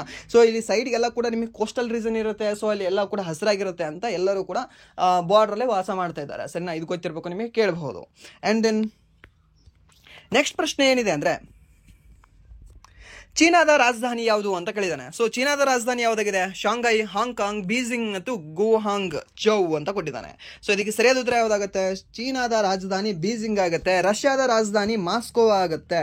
ಯಾವುದು? ಮಾಸ್ಕೋ ಅಂತ ಆಗುತ್ತೆ, ಸರಿನಾ? ಹಾಗೆ ಥೈಲ್ಯಾಂಡ್ನ ರಾಜಧಾನಿ ಯಾವುದಾಗುತ್ತೆ? ಬ್ಯಾಂಕಾಕ್ ಆಗುತ್ತೆ. ಇಂಡಿಯಾದ ರಾಜಧಾನಿ ನವದೆಹಲಿ ಆಗುತ್ತೆ, ಸರಿನಾ? ಹಾಗೆ ಪಾಕಿಸ್ತಾನದ ರಾಜಧಾನಿ ಕರಾಚಿ ಆಗುತ್ತಾ? ನೋವೇ, ಇಸ್ಲಾಮಾಬಾದ್ ಆಗುತ್ತೆ, ಸರಿನಾ? ಹಾಗೆ ಬಾಂಗ್ಲಾದೇಶದ ರಾಜಧಾನಿ ಢಾಕಾ ಆಗುತ್ತೆ. ನೇಪಾಳದ ರಾಜಧಾನಿ ಕಠ್ಮಂಡು ಆಗುತ್ತೆ. ಯಾವುದು? ನೇಪಾಳದ ರಾಜಧಾನಿ ಕಠ್ಮಂಡು ಆಗುತ್ತೆ, ಸರಿನಾ? ಇವೆಲ್ಲವೂ ಕೂಡ ಸ್ವಲ್ಪ ಹಾಗೆ ಎಲ್ಲವನ್ನು ಕೂಡ ಓದ್ತೀನಿ ಅಂತ ಓದಬಾರ್ದು ನೀವು. ಯಾವುದು? ಈ ದೇಶ ಮತ್ತು ರಾಜಧಾನಿ ಇದಾವಲ್ವಾ, ಓದ್ತೀನಿ ಅಂತ ಕುಂತು ಓದಿ 198 ನೆನ್ಪಿಟ್ಕೊಳ್ಳೋಕೆ ಆಗೋದಿಲ್ಲ. ಓಕೆ, ನೆವರ್ ಆಗಕ್ಕೆ ಸಾಧ್ಯನೇ ಇಲ್ಲ ಅದು. ಮೇ ಬಿ ನೀವು ಮಗ್ಗಿ ಥರ ಇದ್ರೆ ದಿನ ಒಂದು 10 ಭಯಪಟ್ಟು ಹಾಕಿದ್ರೆ ಆಗ್ಬೋದೇನೋ. ಬಟ್ ನೀವು ಒಂದೇ ದಿನ ಕುಂತು ಇದೆಲ್ಲವೂ ಕೂಡ ಮಾಡ್ತೀನಿ ಅಂದರೆ ಆಗಲ್ಲ. ಯಾಕೆ ಆಗಲ್ಲ? ಇವು ಎಕ್ಸಾಕ್ಟಾಗಿ ಬೇರೆ ಬೇರೆ ರೀತಿ ಸಿಮಿಲರ್ ಆಗಿರಲ್ಲ ರೀ ನಮ್ಮ ತಲೆಗೆ. ಓಕೆ, ಇವಾಗ ಸಿಮಿಲರ್ ಆಗಿರಲ್ಲ. ಇವಾಗ ರೋಮ್ ಅನ್ನೋದು ಸಿಮಿಲರ್ ಆಗಿದೆ ನಮಗೆ. ಯಾಕೆ? ಈ ರೋಮ್ ಇಟಲಿ ಅಂತ ಕೇಳಿ ನಮಗೆ ಸಾಕಾಗಿರುತ್ತೆ, ಸರಿನಾ? ಸೊ ಹಾಗೆ ಯಾವುದು? ನ್ಯೂಯಾರ್ಕು ಕೇಳಿ ಸಾಕಾಗಿರುತ್ತೆ. ಸೊ ಈ ರೀತಿ ಇದ್ದ ಪದಗಳು ನಮಗೆ ನೆನಪಿಡಬಹುದು. ಯಾಕೆ? ಸಮ್ ನ್ಯೂಸ್ ಪೇಪರಲ್ಲಿ ಎಲ್ಲೋ ಬುಕ್ಕಲ್ಲಿ ಓದಿರ್ತೀವಿ. ಸೊ ಏನು ಮಾಡಿ ಗೊತ್ತಾ, ಈ ರಾಜಧಾನಿಗಳ ಬಗ್ಗೆ ಡೈಲಿ ನ್ಯೂಸ್ ಪೇಪರಲ್ಲಿ ಲಾಸ್ಟ್ 3 ಪೇಜ್ ಏನಿದಾವಲ್ವಾ, ಒಂದು ಸ್ಪೋರ್ಟ್ಸ್ ಪೇಜ್ ಬರುತ್ತೆ ನಿಮಗೆ, ಇನ್ನೊಂದು ನಿಮಗೆ ಇಂಟರ್ನ್ಯಾಷನಲ್ ಪೇಜ್ ಬರುತ್ತೆ, ಹಾಗೆ ಇನ್ನೊಂದು ನ್ಯಾಷನಲ್ ಪೇಜ್ ಬರುತ್ತೆ, ಸರಿನಾ? ಈ 3 ಪೇಜ್ಗಳಲ್ಲಿ ನಿಮಗೆ ಫಸ್ಟ್ ಇವಾಗ ಯಾವುದಾದ್ರೂ ಒಂದು ಆರ್ಟಿಕಲ್ ಕಾಲಮ್ ಕೊಟ್ಟಿದ್ದಾರೆ ಅಂದರೆ ಈ ರೀತಿ ಕೊಟ್ಟಿದ್ದಾರೆ, ಇಲ್ಲಿ ಹೈಲೈಟ್ ಕೊಟ್ಟಿರ್ತಾರೆ ಮೇಲೆ. ಓಕೆ, ಏನು? ಅಮೇರಿಕಾ ಭಾರತದ ಮೇಲೆ 25% ಸುಂಕ ಏನು ಹಾಕಿತೆ ಅಂತ ಇಲ್ಲಿ ಕೊಟ್ಟಿರ್ತಾರೆ. ಇಲ್ಲಿ ಡ್ಯಾಶ್ ಇಲ್ಲಿ ಕೆಳಗೆ ಕೊಟ್ಟಿರ್ತಾರೆ. ಇಲ್ಲಿ ಅಮೇರಿಕಾದು ನ್ಯೂಯಾರ್ಕ್ ಅಂತ ಕೊಟ್ಟಿರ್ತಾರೋ ಅಥವಾ ವಾಷಿಂಗ್ಟನ್ DC ಅಂತ ಕೊಟ್ಟಿರ್ತಾರೋ ಅಥವಾ ಆ ನ್ಯೂಸ್ ಏನಾದರೂ ಇಂಡಿಯಾದಲ್ಲೇ ಹೇಳಿ ಯಾರೋ ಆದರೂ ರಿಪೋರ್ಟ್ ಮಾಡಿದ್ದಾಗಿತ್ತಂದರೆ ನವದೆಹಲಿ ಅಂತ ಕೊಟ್ಟಿರ್ತಾರೋ ಅದನ್ನು ನೋಡ್ಕೋಬೇಕು ನೀವು. ಇಲ್ಲಿ ಎಲ್ಲ ಕಾಲಮಲ್ಲೂ ಕೂಡ ಮೀನ್ಸ್ ಎಲ್ಲ ಆರ್ಟಿಕಲ್ ಕಾಲಮಲ್ಲೂ ಕೂಡ ನಿಮಗೆ ಆ ಊರಿನ ಹೆಸರು ಕೊಟ್ಟಿರ್ತಾನೆ. ಆ ಊರಿನ ಹೆಸರು ನೋಡ್ಕೋತಾ ಹೋಗಿ ನೀವು, ಸರಿನಾ? ಸೊ ನಿಮಗೆ ನಿಜವಾಗ್ಲೂ ಹೇಳ್ತಿದ್ದೀನಿ, ಹೆಲ್ಪ್ಫುಲ್ ಆಗುತ್ತೆ ಇದು. ನೀವು ಯಾರು ಕೂಡ ಊರಿನ ಹೆಸರು ನೋಡೋದೇ ಇಲ್ಲ, ಯಾರೂ ನೋಡಲ್ಲ. ನಾನು ಟ್ರೈ ಮಾಡಿದ್ದೀನಿ. ಓಕೆ, ಸೊ ಅಲ್ಲಿ ನೋಡೋದೇ ಇಲ್ಲ. ಎಲ್ಲರೂ ಕೂಡ ಇದನ್ನು ಹೈಲೈಟ್ ಓದ್ತೀರಾ, ಕೆಳಗಡೆ ಇರೋದು ಫುಲ್ ಡೀಟೇಲ್ಸ್ ಎಲ್ಲವೂ ಕೂಡ ಓದಿರ್ತೀರಾ. ಸೊ ಓಕೆ, ನಿಮ್ಮ ಓದುವ ಶೈಲಿ ಓಕೆ ಚೆನ್ನಾಗಿದೆ. ಬಟ್ ಏನು ಅಂದರೆ ಈ ಊರನ್ನು ಕೂಡ ನೋಡ್ಕೊಳ್ಳಿ. ನಿಮಗೆ ಜಾಸ್ತಿ ಓದೋದು ಬೇರೆ ನಿಮಗೆ ಪ್ಲೇಸಸ್ ಮೇಲೆ ನಿಮಗೆ ಕ್ವಶನ್ ಬಂದರೆ ನಿಮಗೆ ಕನ್ಫ್ಯೂಷನ್ ಆಗೋದಿಲ್ಲ. ನಿಮಗೆ ಒಂದು ಹೇಗೆ ಅಂದರೆ ಗ್ರಿಪ್ ಸಿಗುತ್ತೆ ಅಲ್ಲಿ, ಸರಿನಾ? ಸೊ ಇದನ್ನು. ಆ್ಯಂಡ್ ದೆನ್ ನೆಕ್ಸ್ಟ್ ಪ್ರಶ್ನೆ ಏನಿದೆ ಅಂದರೆ ಭೂಮಿಯ ವಾತಾವರಣದಲ್ಲಿ ಯಾವ ಅನಿಲವು ಹೇರಳವಾಗಿದೆ ಅಂತ ಕೊಟ್ಟಿದ್ದಾನೆ. ಹೇರಳವಾಗಿದೆ ಅಂದರೆ ಮೀನ್ಸ್ ಜಾಸ್ತಿ ಆಗಿದೆ ಅಂತ. ಸೊ ಭೂಮಿಯ ವಾತಾವರಣದಲ್ಲಿ ಆಮ್ಲಜನಕ ಇದೆ, ಕಾರ್ಬನ್ ಡೈಆಕ್ಸೈಡ್ ಇದೆ, ಸಾರಜನಕ ಮತ್ತು ಆರ್ಗಾನ್ ಇದೆ. ಹೇಳ್ಬಹುದಾ ಯಾವುದಂತ? ಸರ್ ಆಮ್ಲಜನಕ ಇದೆ ಸರ್, ನಾವೆಲ್ಲರೂ ತಗೋತಿಲ್ವಾ ಆಮ್ಲಜನಕ ಇದೆ ಸರ್. ಇಲ್ಲ ಸರ್, ನಾವೆಲ್ಲರೂ ಕೂಡ ಇದ್ರೇನೋ ಕಾರ್ಬನ್ ಡೈಆಕ್ಸೈಡ್ನ ಬಿಡ್ತಿದ್ವಿ, ಕಾರ್ಬನ್ ಡೈಆಕ್ಸೈಡ್ ಇದೆ ಸರ್. ಎರಡೂ ಅಲ್ಲ ಸರ್ ಇವಾಗ ಆನ್ಸರು, ಸರಿನಾ? ಯಾವುದಿದೆ ಅಂದರೆ ಅತಿ ಹೆಚ್ಚಾಗಿ ನಿಮಗೆ ಸಾರಜನಕ ಕಂಡುಬರುತ್ತೆ, ಮೀನ್ಸ್ ನೈಟ್ರೋಜನ್ ಕಂಡುಬರುತ್ತೆ. ನೈಟ್ರೋಜನ್ ಅನ್ನುವ ಧಾತು ಏನಿದೆ ಅಲ್ವಾ, ಅನಿಲ ಏನಿದೆ ಅಲ್ವಾ, ಇದು ನಮ್ಮ ಭೂಮಿಯ ವಾತಾವರಣದಲ್ಲಿ ಅತಿ ಹೇರಳವಾಗಿದೆ. ಯಾವುದು? ಭೂಮಿಯ ವಾತಾವರಣದಲ್ಲಿ ಅತಿ ಹೇರಳವಾಗಿರುವ ಅನಿಲ ಯಾವುದು ಅಂದರೆ ಸಾರಜನಕ ಅಥವಾ ನೈಟ್ರೋಜನ್ ಅಂತ ಹೇಳಬೇಕು. ಹಾಗೆ ಭೂಮಿಯ ವಾತಾವರಣದಲ್ಲಿ ಕಂಡುಬರ್ತಕ್ಕಂಥ ಎರಡನೇ ಅತಿ ಹೇರಳವಾಗಿ ಕಂಡುಬರ್ತಕ್ಕಂಥ ಅನಿಲ ಯಾವುದು? ಒಂದಾ? ಇದು ಫಸ್ಟ್, ಇದು ಯಾವುದು? ಸಾರಜನಕ. ಸೆಕೆಂಡ್ ಹೈಯೆಸ್ಟ್ ಯಾವುದು? ಆಮ್ಲಜನಕ. ಫಸ್ಟ್ ಸಾರಜನಕ, ಸೆಕೆಂಡ್ ಆಮ್ಲಜನಕ, ಸರಿನಾ? ಸೊ ಈ ಸಾರಜನಕ ಎಷ್ಟು ಪರ್ಸೆಂಟೇಜ್ ಕಂಡುಬರುತ್ತೆ ನಮ್ಮ ಭೂಮಿಯ ವಾತಾವರಣದಲ್ಲಿ? 78% ಕಂಡುಬರುತ್ತೆ. ಆಮ್ಲಜನಕ 21% ಕಂಡುಬರುತ್ತೆ. ಏನು ಸರ್ 78% ಕಂಡುಬರುತ್ತೆ, ಮತ್ತು ನಾವು ಉಸಿರಾಟ ಹೆಂಗೆ ಮಾಡೋಣ? ಮಾಡ್ತಿದ್ದೀರಲ್ಲ ಇವಾಗ ಮಾಡ್ತಿದ್ದೀರಾ, ಇದೇ 21% ನೀವು ಯೂಸ್ ಮಾಡ್ಕೊಂಡು ಮಾಡ್ತಿದ್ದೀರಾ, ನಾನು ಯೂಸ್ ಮಾಡ್ಕೊಂಡು ಮಾಡ್ತಾ ಇದ್ದೀನಿ. ಇಲ್ಲಾಂದರೆ ನನ್ನ ಮಾತು ನಿಲ್ತಿತ್ತು ಇಲ್ಲಿವರೆಗೂ, ಸರಿನಾ? ಏನಾದರೂ ಆಮ್ಲಜನಕ ಇರಲಿಲ್ಲ ಅಂದರೆ, ಸರಿಯಾ? ಇದು ಗೊತ್ತಿರಲಿ ನಿಮಗೆ. ಅತಿ ಹೆಚ್ಚು ಯಾವ್ದು ಕಂಡುಬರುತ್ತೆ ಅಂದರೆ ಸಾರಜನಕ ಕಂಡುಬರುತ್ತೆ. ಬಟ್ ಇವಾಗ ಪ್ರಶ್ನೆನ ಹೀಗೆ ಕೇಳಿದೆ ಬೇರೆ ಕೇಳಬಹುದು ನಿಮಗೆ. ಹೇಗೆ ಕೇಳಬಹುದು? ಬ್ರಹ್ಮಾಂಡದಲ್ಲಿ ಯಾವ ಅನಿಲವು ಹೇರಳವಾಗಿದೆ ಅಂತ ಕೇಳ್ಬೋದು ನಿಮಗೆ. ಬ್ರಹ್ಮಾಂಡ ಮೀನ್ಸ್ ನಾಟ್ ಜಸ್ಟ್ ಭೂಮಿ, ಸರಿನಾ? ಭೂಮಿ ಎಲ್ಲ ನಿಮಗೆ ಜಸ್ಟ್ ಭೂಮಿ ಬಿಟ್ಟು ಬ್ರಹ್ಮಾಂಡ ಅಂದರೆ ಅತಿ ದೊಡ್ಡದಾಗಿದೆ, ಸರಿನಾ? ಅದರಲ್ಲಿ ನಾವು ಚಿಕ್ಕ ದ್ರೋಣವಾಗಿದ್ದೀವಿ ನಾವು. ನಾನು ಅನ್ನೋ ಅಹಮ್ಮನ ಎಲ್ಲ ಬಿಟ್ಟು ಬ್ರಹ್ಮಾಂಡ ಅಷ್ಟು ದೊಡ್ಡದಾಗಿದೆ, ನಾನು ಚಿಕ್ಕವನಿದ್ದೀನಿ ಅಂತ ತಿಳ್ಕೊಂಡಾಗಲೇ ನಾವು ಎತ್ತರಕ್ಕೆ ಬೆಳೆಯೋದು, ಸರಿನಾ? ಇದು ನೆನಪಿರಲಿ. ಬಟ್ ಇಲ್ಲಿ ಪ್ರಶ್ನೆ ಏನಿದೆ ಅಂದರೆ ಬ್ರಹ್ಮಾಂಡದಲ್ಲಿ ಯಾವ ಅನಿಲವು ಹೇರಳವಾಗಿದೆ ಅಂತ. ಯಾವ ಅನಿಲ ಹೇರಳವಾಗಿದೆ ಬ್ರಹ್ಮಾಂಡದಲ್ಲಿ ಹೇಳ್ಬೋದಾ? ಯಾವ ಅನಿಲ ಕಂಡುಬರುತ್ತೆ? ಸಾರಜನಕ? ನೋವೇ, ಯಾಕಂದ್ರೆ ಅದು ಭೂಮಿ ವಾತಾವರಣದಲ್ಲಿ ಮಾತ್ರ ನಿಮ್ಗೆ ಸಾರಜನಕ ಕಂಡುಬರುತ್ತೆ. ಇಡೀ ಬ್ರಹ್ಮಾಂಡದಲ್ಲಿ ನಿಮಗೆ ಹೈಡ್ರೋಜನ್ ಕಂಡುಬರುತ್ತೆ. ಅತಿ ಹೆಚ್ಚಿಗೆ ಕಂಡುಬರೋದು ಯಾವುದು ಅಂದರೆ ನಿಮಗೆ ಇಡೀ ಬ್ರಹ್ಮಾಂಡದಲ್ಲಿ ಫಸ್ಟ್ ಹೈಡ್ರೋಜನು, ಸೆಕೆಂಡ್ ನಿಮಗೆ ಹೈಡ್ರೋಜನ್ ಪ್ಲಸ್ ಹೈಡ್ರೋಜನ್ ಸೇರಿದಾಗ ಏನಾಗುತ್ತೆ? ಹೀಲಿಯಂ ಆಗುತ್ತೆ. ಸೊ ಸೆಕೆಂಡ್ ಹೈಯೆಸ್ಟ್ ನಿಮಗೆ ಹೀಲಿಯಂ ಕಂಡುಬರುತ್ತೆ. ಹಾಗಾದರೆ ಇವಾಗ ಇನ್ನೊಂದು ಪ್ರಶ್ನೆ ಕೇಳಬಹುದಾ ನಿಮಗೆ? ಏನು ಅಂದರೆ ಈ ಸೂರ್ಯನಲ್ಲಿ ಕಂಡುಬರ್ತಕ್ಕಂಥ ಅತಿ ಪ್ರಮುಖವಾದ ಅನಿಲ ಯಾವುದು? ಹೈಡ್ರೋಜನ್, ಸರಿನಾ? ಈ ಹೈಡ್ರೋಜನ್ ಪ್ಲಸ್ ಮತ್ತೆ ಹೈಡ್ರೋಜನ್ ಸೇರಿ ಅಲ್ಲಿ ಏನಾಗುತ್ತೆ? ಹೀಲಿಯಂ ಆಗುತ್ತೆ. ಸೊ ಸೂರ್ಯನಲ್ಲಿ ಬೈಜಿಕ ಸಮ್ಮಿಲನ ಕ್ರಿಯೆ ಉಂಟಾಗುತ್ತದೆ, ಸರಿನಾ? ಸೊ ಸೂರ್ಯನಲ್ಲಿ ಯಾವ ಕ್ರಿಯೆ ಉಂಟಾಗುತ್ತದೆ ಅಂತ ಕೇಳ್ತಾನೆ. ಸೂರ್ಯನಲ್ಲಿ ಬೈಜಿಕ ಸಮ್ಮಿಲನ ಅಂದ್ರೆ ಏನು? ಕೂಡ್ಕೊಳ್ಳುತ್ತಾನೆ, ಸಮ್ಮಿಲನ ಕೂಡ್ಕೊಳ್ಳೋದಲ್ವಾ? ಸೊ ಎರಡು ಹೈಡ್ರೋಜನ್ಗಳು ಸಮ್ಮಿಲನವಾಗಿ ಹೀಲಿಯಂ ಅನ್ನ ಸೃಷ್ಟಿ ಮಾಡಿ ಹೀಟ್ ಅನ್ನ ಪ್ರೊಡ್ಯೂಸ್ ಮಾಡ್ತವೆ. ಸೊ ಅದಕ್ಕೆ ನಾವೇನಂತ ಹೇಳ್ತೀವಿ? ಬೈಜಿಕ ಸಮ್ಮಿಲನ ಅಂತ ಕರಿತೀವಿ. ಹಾಗಾದ್ರೆ ಈ ತಾರಾಪುರ ಏನು ಅಟಾಮಿಕ್ ಪವರ್ ಪ್ಲಾಂಟ್ ಇದೆ ಅಲ್ವಾ, ಹಾಗೆ ನಮ್ಮ ಕರ್ನಾಟಕದಲ್ಲಿ ಕಂಡುಬರ್ತಕ್ಕಂಥ ಕೈಗಾ ಪವರ್ ಪ್ಲಾಂಟು, ಇಲ್ಲಿ ಯಾವ ಕ್ರಿಯೆ ನಡೀತದೆ? ಬೈಜಿಕ ಸಮ್ಮಿಳನವ ಅಥವಾ ಬೈಜಿಕ ವಿದಳನವ? ಯಾವುದು ಹೇಳ್ಬೋದಾ? ಬೈಜಿಕ ವಿದಳನ ಆಗತ್ತೆ. ಓಕೆ, ಬೈಜಿಕ ವಿದಳನ ಆಗತ್ತೆ. ಎಲ್ಲಿ? ಈ ಪವರ್ ಪ್ಲಾಂಟ್ಗಳಲ್ಲಿ, ಸರಿನಾ? ನೆನ್ಪಿಟ್ಕೊಳ್ಳಿ, ಕೇಳಬಹುದು ನಿಮಗೆ. ಇದನ್ನ ಮಾತ್ರ ನೀವು ಕನ್ನಡದಲ್ಲೇ ನೆನ್ಪಿಟ್ಕೊಳ್ಳಿ. ಯಾಕೆ ಅಂದರೆ ಇಂಗ್ಲೀಷಲ್ಲಿ ನೆನ್ಪಿಟ್ಕೊಳ್ಳೋಕೆ ಇದು ಯಾಕೆ ಬೇಡ ಗೊತ್ತಾ? ಯಾಕೆಂದರೆ ಅಲ್ಲಿ ಫ್ಯೂಷನು ಮತ್ತು ಫ್ಯೂಷನ್ ಅಂತ ಬರುತ್ತೆ ನಿಮಗೆ, ಸರಿನಾ? ಒಂದು ಫ್ಯೂಷನು FESION, ಅದಂದರೆ FUSSION ಅಂತ ಬರುತ್ತೆ ನಿಮಗೆ. ಸೊ ಅದಕ್ಕೆ ಏನಾಗುತ್ತೆ? ಕನ್ಫ್ಯೂಷನ್ ಆಗುತ್ತೆ. ಆ ವರ್ಡ್ ನೋಡಿದ್ರೆ ಏನು ಹಾಕಲಿ ಅಂತ ಗೊತ್ತಾಗಲ್ಲ. ಸೊ ಅದಕ್ಕೆ ಏನು ಮಾಡ್ಕೊಳ್ಳಿ? ಸಮ್ಮಿಲನ ಮತ್ತು ವಿದಳನ ಅನ್ನೋ ವರ್ಡ್ಗಳನ್ನೇ ನೆನ್ಪಿಟ್ಕೊಳ್ಳಿ. ಓಕೆ, ಯೂಸ್ ಆಗುತ್ತೆ ನಿಮಗೆ. ಆ್ಯಂಡ್ ದೆನ್ ಈ ಕಾರ್ಬನ್ ಡೈಆಕ್ಸೈಡ್ ಏನಿದೆ, ಹಾನಿಕಾರಕವಾಗಿರ್ತಕ್ಕಂಥ ಒಂದು ಅನಿಲವಾಗಿದೆ. ಯಾವುದು? ಈ ಕಾರ್ಬನ್ ಡೈಆಕ್ಸೈಡ್ ಅನ್ನೋದು, ಸರಿನಾ? ಸೊ ಇವಾಗ ಒಂದು ಪ್ರಶ್ನೆ ಕೇಳ ನಿಮಗೆ. ಈ ಕಾರ್ಬನ್ ಡೈಆಕ್ಸೈಡ್ ನಿಮಗೆ ಹೆವಿ ಡೇಂಜರಸ್ ಆಗಿದೆಯಾ? ಕಾರ್ಬನ್ ಟ್ರೈಆಕ್ಸೈಡ್ ನಿಮಗೆ ಡೇಂಜರಸ್ ಆಗಿದೆಯಾ? ಕಾರ್ಬನ್ ಮೊನಾಕ್ಸೈಡ್ ಡೇಂಜರಸ್ ಆಗಿದೆಯಾ? ಈ ಮೂರರಲ್ಲಿ ಯಾವುದು ಡೇಂಜರಸ್ ಒಂದು ಅನಿಲವಾಗಿದೆ? ಆ ಒಂದು ಅನಿಲವನ್ನು ಒಂದು ರೂಮಲ್ಲಿ ನಾವು ಬಿಟ್ಕೊಂಡು ಒಳಗಡೆ ಕುಂತ್ರೆ ಹಾಗೆ ಶಿವನ್ ಪಾದಕ್ಕೆ ಸೇರ್ತೀವಿ ಅನ್ನೋ ಒಂದು ಅನಿಲ ಯಾವುದು ಅಂತ ನೀವು ಹೇಳಬೇಕು. ಯಾವುದು? ಈ ಮೂರು ಅನಿಲಗಳಲ್ಲಿ ಒಂದು ಅನಿಲನ ನೀವು ಕಾಮೆಂಟ್ ಮಾಡಿ. ಓಕೆ, ಇದನ್ನು ನಾನು ಸಾಕಷ್ಟು ಸರಿ ಅನಲೈಸಿಸ್ ಮಾಡುವಾಗ ಹೇಳಿದ್ದೀನಿ, ಕ್ಲಾಸ್ ಮಾಡುವಾಗ ಹೇಳಿದ್ದೀನಿ, ಬೇರೆ ಬೇರೆ ವಿಚಾರ ಹೇಳುವಾಗ ಹೇಳಿದ್ದೀನಿ ನಿಮಗೆ, ಸರಿನಾ? ಇದು ಯಾವುದು ಅಂತ, ಸರಿನಾ? ಸೊ ಇದು ನೀವು ನನ್ನ ಕಾಮೆಂಟ್ ಮಾಡಿ, ಯಾಕಂದರೆ ಇಂಪಾರ್ಟೆಂಟ್ ಇದೆ, ಕೇಳ್ತಾನೆ. ಸೊ ರೀಸೆಂಟಾಗಿ ನಿಮಗೆ ಈ ಯಾವುದು Madhya Pradesh public service commission exam ಆಗಿದೆ ಅಲ್ವಾ? ಸೊ ಅಲ್ಲಿ ಕೂಡ ಈ ಪ್ರಶ್ನೆನೇ ಕೇಳಿದ್ದಾನೆ. ಹಾಗೆ ಲಾಸ್ಟ್ 2 years ಬ್ಯಾಕ್ ಏನೋ ಮೇಘಾಲಯ ಒಂದು ಕ್ವಶನ್ ಪೇಪರಲ್ಲಿ ಕೇಳಿದ್ದಾರೆ. ಮೇಘಾಲಯ ಕ್ವಶನ್ ಪೇಪರಲ್ಲಿ ಮೀನ್ಸ್ ಏನೋ ಇದೆ ಒಂದು CET ಕ್ವಶನ್ ಪೇಪರಲ್ಲಿ, ಸರಿನಾ? ಇದು ಕೂಡ ನಿಮ್ಗೆ ಗೊತ್ತಿರಲಿ, ಕೇಳ್ಬೋದು. ಸರ್ ಅವೆಲ್ಲವೂ ಕೂಡ ಕ್ವಶನ್ ಪೇಪರ್ ಯೂಸ್ಫುಲ್ ಆಗುತ್ತಾ? ಅವೆಲ್ಲ ನೀವ್ಯಾಕೆ ಓದಕ್ಕೆ ಹೋಗ್ತಿದ್ರಾ? ಎಲ್ಲವೂ ಕೂಡ ಇದ್ರೇನೋ ಸೇಮ್ ಅಲ್ವಾ? ಸೊ ಟಾಪಿಕ್ ಎಲ್ಲ ಸೇಮ್ ಇರುತ್ತೆ. ಜಸ್ಟ್ ಅಲ್ಲೇನೋ ಕರ್ನಾಟಕ ಹಿಸ್ಟ್ರಿ ಮತ್ತು ಕರ್ನಾಟಕ ಜಿಯೋಗ್ರಫಿ ಕೇಳೋದಿಲ್ಲ. ಅಲ್ಲಿ ಅಡಿಷನಲ್ ಏನೋ ಮೇಘಾಲಯ ಜಿಯೋಗ್ರಫಿ, ಮೇಘಾಲಯ ಹಿಸ್ಟ್ರಿ ಕೇಳಿರ್ತಾನೆ. ಉಳಿದಿದ್ದೆಲ್ಲವೂ ಕೂಡ ಸೇಮ್ ಆಗಿ ಕೇಳ್ತಾನೆ. ಸೈನ್ಸ್ ಹಾಗೆ ಕೇಳಬೇಕು, ಮತ್ತು ಇಂಡಿಯನ್ ಹಿಸ್ಟ್ರಿ ಇದೆ ಅಲ್ವಾ, ಅದನ್ನು ಹಾಗೆ ಕೇಳಬೇಕು, ಕಾನ್ಸ್ಟಿಟ್ಯೂಷನ್ ಹಾಗೆ ಕೇಳಬೇಕು, ಬೇರೆ GK ಹಾಗೆ ಕೇಳಬೇಕಲ್ವಾ? ಸೊ ಅದಕ್ಕೆ ಎಲ್ಲ ಕ್ವಶನ್ ಪೇಪರ್ ಕೂಡ ಯೂಸ್ ಆಗುತ್ತೆ. PC ಇಂದ PSI ವರೆಗೂ, PSI ಇಂದ UPSC ವರೆಗೂ, KS ವರೆಗೂ ಎಲ್ಲವೂ ಕೂಡ ಯೂಸ್ ಆಗುತ್ತೆ. ಎಲ್ಲವೂ ಕೂಡ ನೋಡ್ಕೊಳ್ಳಿ. ಓಕೆ, ಇವನ್ ನಿಮಗೆ 10th ಕ್ವಶನ್ ಪೇಪರ್ ಸಿಗ್ತಾ ಅದನ್ನು ಕೂಡ ನೋಡ್ಕೊಳ್ಳಿ. ಸೆಕೆಂಡ್ PU ಕ್ವಶನ್ ಪೇಪರ್ ಸಿಗ್ತಾ ಅದನ್ನು ಕೂಡ ನೋಡ್ಕೊಳ್ಳಿ. ಯಾವುದು ಕೂಡ ಯೂಸ್ಲೆಸ್ ಇಲ್ಲ, ಎಲ್ಲವೂ ಕೂಡ ಯೂಸ್ ಇದಾವೆ. ಸರಿನಾ? ದೆನ್ ನೆಕ್ಸ್ಟ್ ಪ್ರಶ್ನೆ ಏನಿದೆ ಅಂದ್ರೆ, ಪೀಸಾದ ಓರೆಯಾದ ಗೋಪುರ ಯಾವ ದೇಶದಲ್ಲಿದೆ ಅಂತ ಕೇಳಿದಾನೆ. ಪೀಸಾದ ಓರೆಯಾದ ಗೋಪುರ ಮೀನ್ಸ್, ಓರೆಯಾದ ಗೋಪುರ ಅಂದ್ರೆ ಏನಿಲ್ಲ, ಒಂದು ಬಿಲ್ಡಿಂಗ್ ಇದೆ, ಹೀಗೆ ಎಲ್ಲ ಬಿಲ್ಡಿಂಗ್ಗಳು ಹೀಗಿರ್ತವೆ. ಬಟ್ ಆ ಬಿಲ್ಡಿಂಗ್ ಹೇಗಿದೆ ಅಂದ್ರೆ ಸ್ವಲ್ಪ ಬಾಗಿದೆ, ಹಿಂಗೆ ಸ್ವಲ್ಪ ಬಾಗಿದೆ. ಸರಿನಾ? ಸೊ ಈ ರೀತಿಯ ಬಾಗಿದ ಒಂದು ಗೋಪುರ ಯಾವುದು ಅಂದ್ರೆ ನಿಮಗೆ ಇಟಲಿಯಲ್ಲಿ ಕಂಡು ಬರುತ್ತೆ. ಅದಕ್ಕೆ ಪೀಸಾದ ಓರೆಯಾದ ಗೋಪುರ ಅಂತ ಕರಿತೀವಿ. ಓಕೆ, ಸೊ ಪೀಸಾ ಓರೆಯಾದ ಗೋಪುರ ಎಲ್ಲಿ ಕಂಡು ಬರುತ್ತೆ ಅಂದ್ರೆ ನಿಮಗೆ ಇಟಲಿ ದೇಶದಲ್ಲಿ ಕಂಡು ಬರುತ್ತೆ. ಇಟಲಿ ದೇಶದ ರಾಜಧಾನಿ ಯಾವುದು ಹೇಳ್ಬೋದಾ? ರೋಮ್. ಓಕೆ, ಇಟಲಿ ದೇಶದ ರಾಜಧಾನಿ ಯಾವುದು ಅಂದ್ರೆ ರೋಮ್ ಕಂಡು ಬರುತ್ತೆ ನಿಮಗೆ. ಸರಿನಾ? ಇದು ಗೊತ್ತಿಲ್ಲ ನಿಮಗೆ ಕೇಳಬಹುದು. ಅಂಡ್ ದೆನ್ ನೆಕ್ಸ್ಟ್ ಪ್ರಶ್ನೆ ಏನಿದೆ ಅಂದ್ರೆ, ಭಾರತದ ರಾಷ್ಟ್ರೀಯ ವೃಕ್ಷ ಯಾವುದು? ಬನಿಯನ್ ಟ್ರೀ. ಸರಿನಾ? ಸೊ ಸಿಂಪಲ್ ಆಗಿ ಮುಗಿತದು. ಅಂಡ್ ದೆನ್ ನೆಕ್ಸ್ಟ್ ಪ್ರಶ್ನೆ ಏನಿದೆ ಅಂದ್ರೆ, ವಿಶ್ವದ ಅತಿ ದೊಡ್ಡ ಮರುಭೂಮಿ ಯಾವುದು ಅಂತ ಕೇಳಿದಾನೆ ನಿಮಗೆ. ಸೊ ಇವಾಗ ಆ ಪ್ರಶ್ನೆ ಏನಿದೆ ಗೊತ್ತಾ? ವಿಶ್ವದ ಅತಿ ದೊಡ್ಡ ಮರುಭೂಮಿ ಅಂತ ಇದೆ. ಸರಿನಾ? ವಿಶ್ವದ ಅತಿ ದೊಡ್ಡ ಬಿಸಿ ಮರುಭೂಮಿ ಅಂತ ಕೇಳಿಲ್ಲ. ಓಕೆ, ಉಷ್ಣ ಮರುಭೂಮಿ ಅಂತ ಕೇಳಿಲ್ಲ, ಅಥವಾ ನಿಮಗೆ ಏನಂತ ಕೇಳಿಲ್ಲ, ಈ ಶೀತ ಮರುಭೂಮಿ ಅಂತ ಕೇಳಿಲ್ಲ. ಜಸ್ಟ್ ಏನ್ ಕೇಳಿದಾನೆ? ವಿಶ್ವದ ಅತಿ ದೊಡ್ಡ ಮರುಭೂಮಿ ಅಂತ ಕೇಳಿದಾನೆ. ಸೊ ಅವಾಗ ಏನ್ ಕೊಟ್ಟಿದ್ದಾನೆ? ಆಪ್ಷನ್ ಸಹರಾ ಮರುಭೂಮಿ, ಆಪ್ಷನ್ ಬಿ ಅರೇಬಿಯನ್ ಮರುಭೂಮಿ, ಆಪ್ಷನ್ ಸಿ ಗೋಬಿ ಮರುಭೂಮಿ, ಆಪ್ಷನ್ ಡಿ ಅಂಟಾರ್ಟಿಕಾ ಧ್ರುವ ಮರುಭೂಮಿ ಅಂತ ಕೊಟ್ಟಿದ್ದಾನೆ. ಸೊ ಹೇಳ್ಬೋದಾ? ಇವಾಗ ಯಾರ್ಯಾರು ಇವಾಗ ಯೋಚನೆ ಮಾಡಿಕೊಂಡು ಸಹರಾ ಮರುಭೂಮಿ ಹಾಕಿದ್ರ ಅಲ್ವಾ, ಸೊ ನಿಮ್ಮ 1 ಮಾರ್ಕ್ಸ್ ಹೋಗೆ. ಯಾಕೆ? ಸೊ ಅವ್ನು ಕೇಳಿರೋದು ವಿಶ್ವದ ಅತಿ ದೊಡ್ಡ ಮರುಭೂಮಿ ಅಂತ.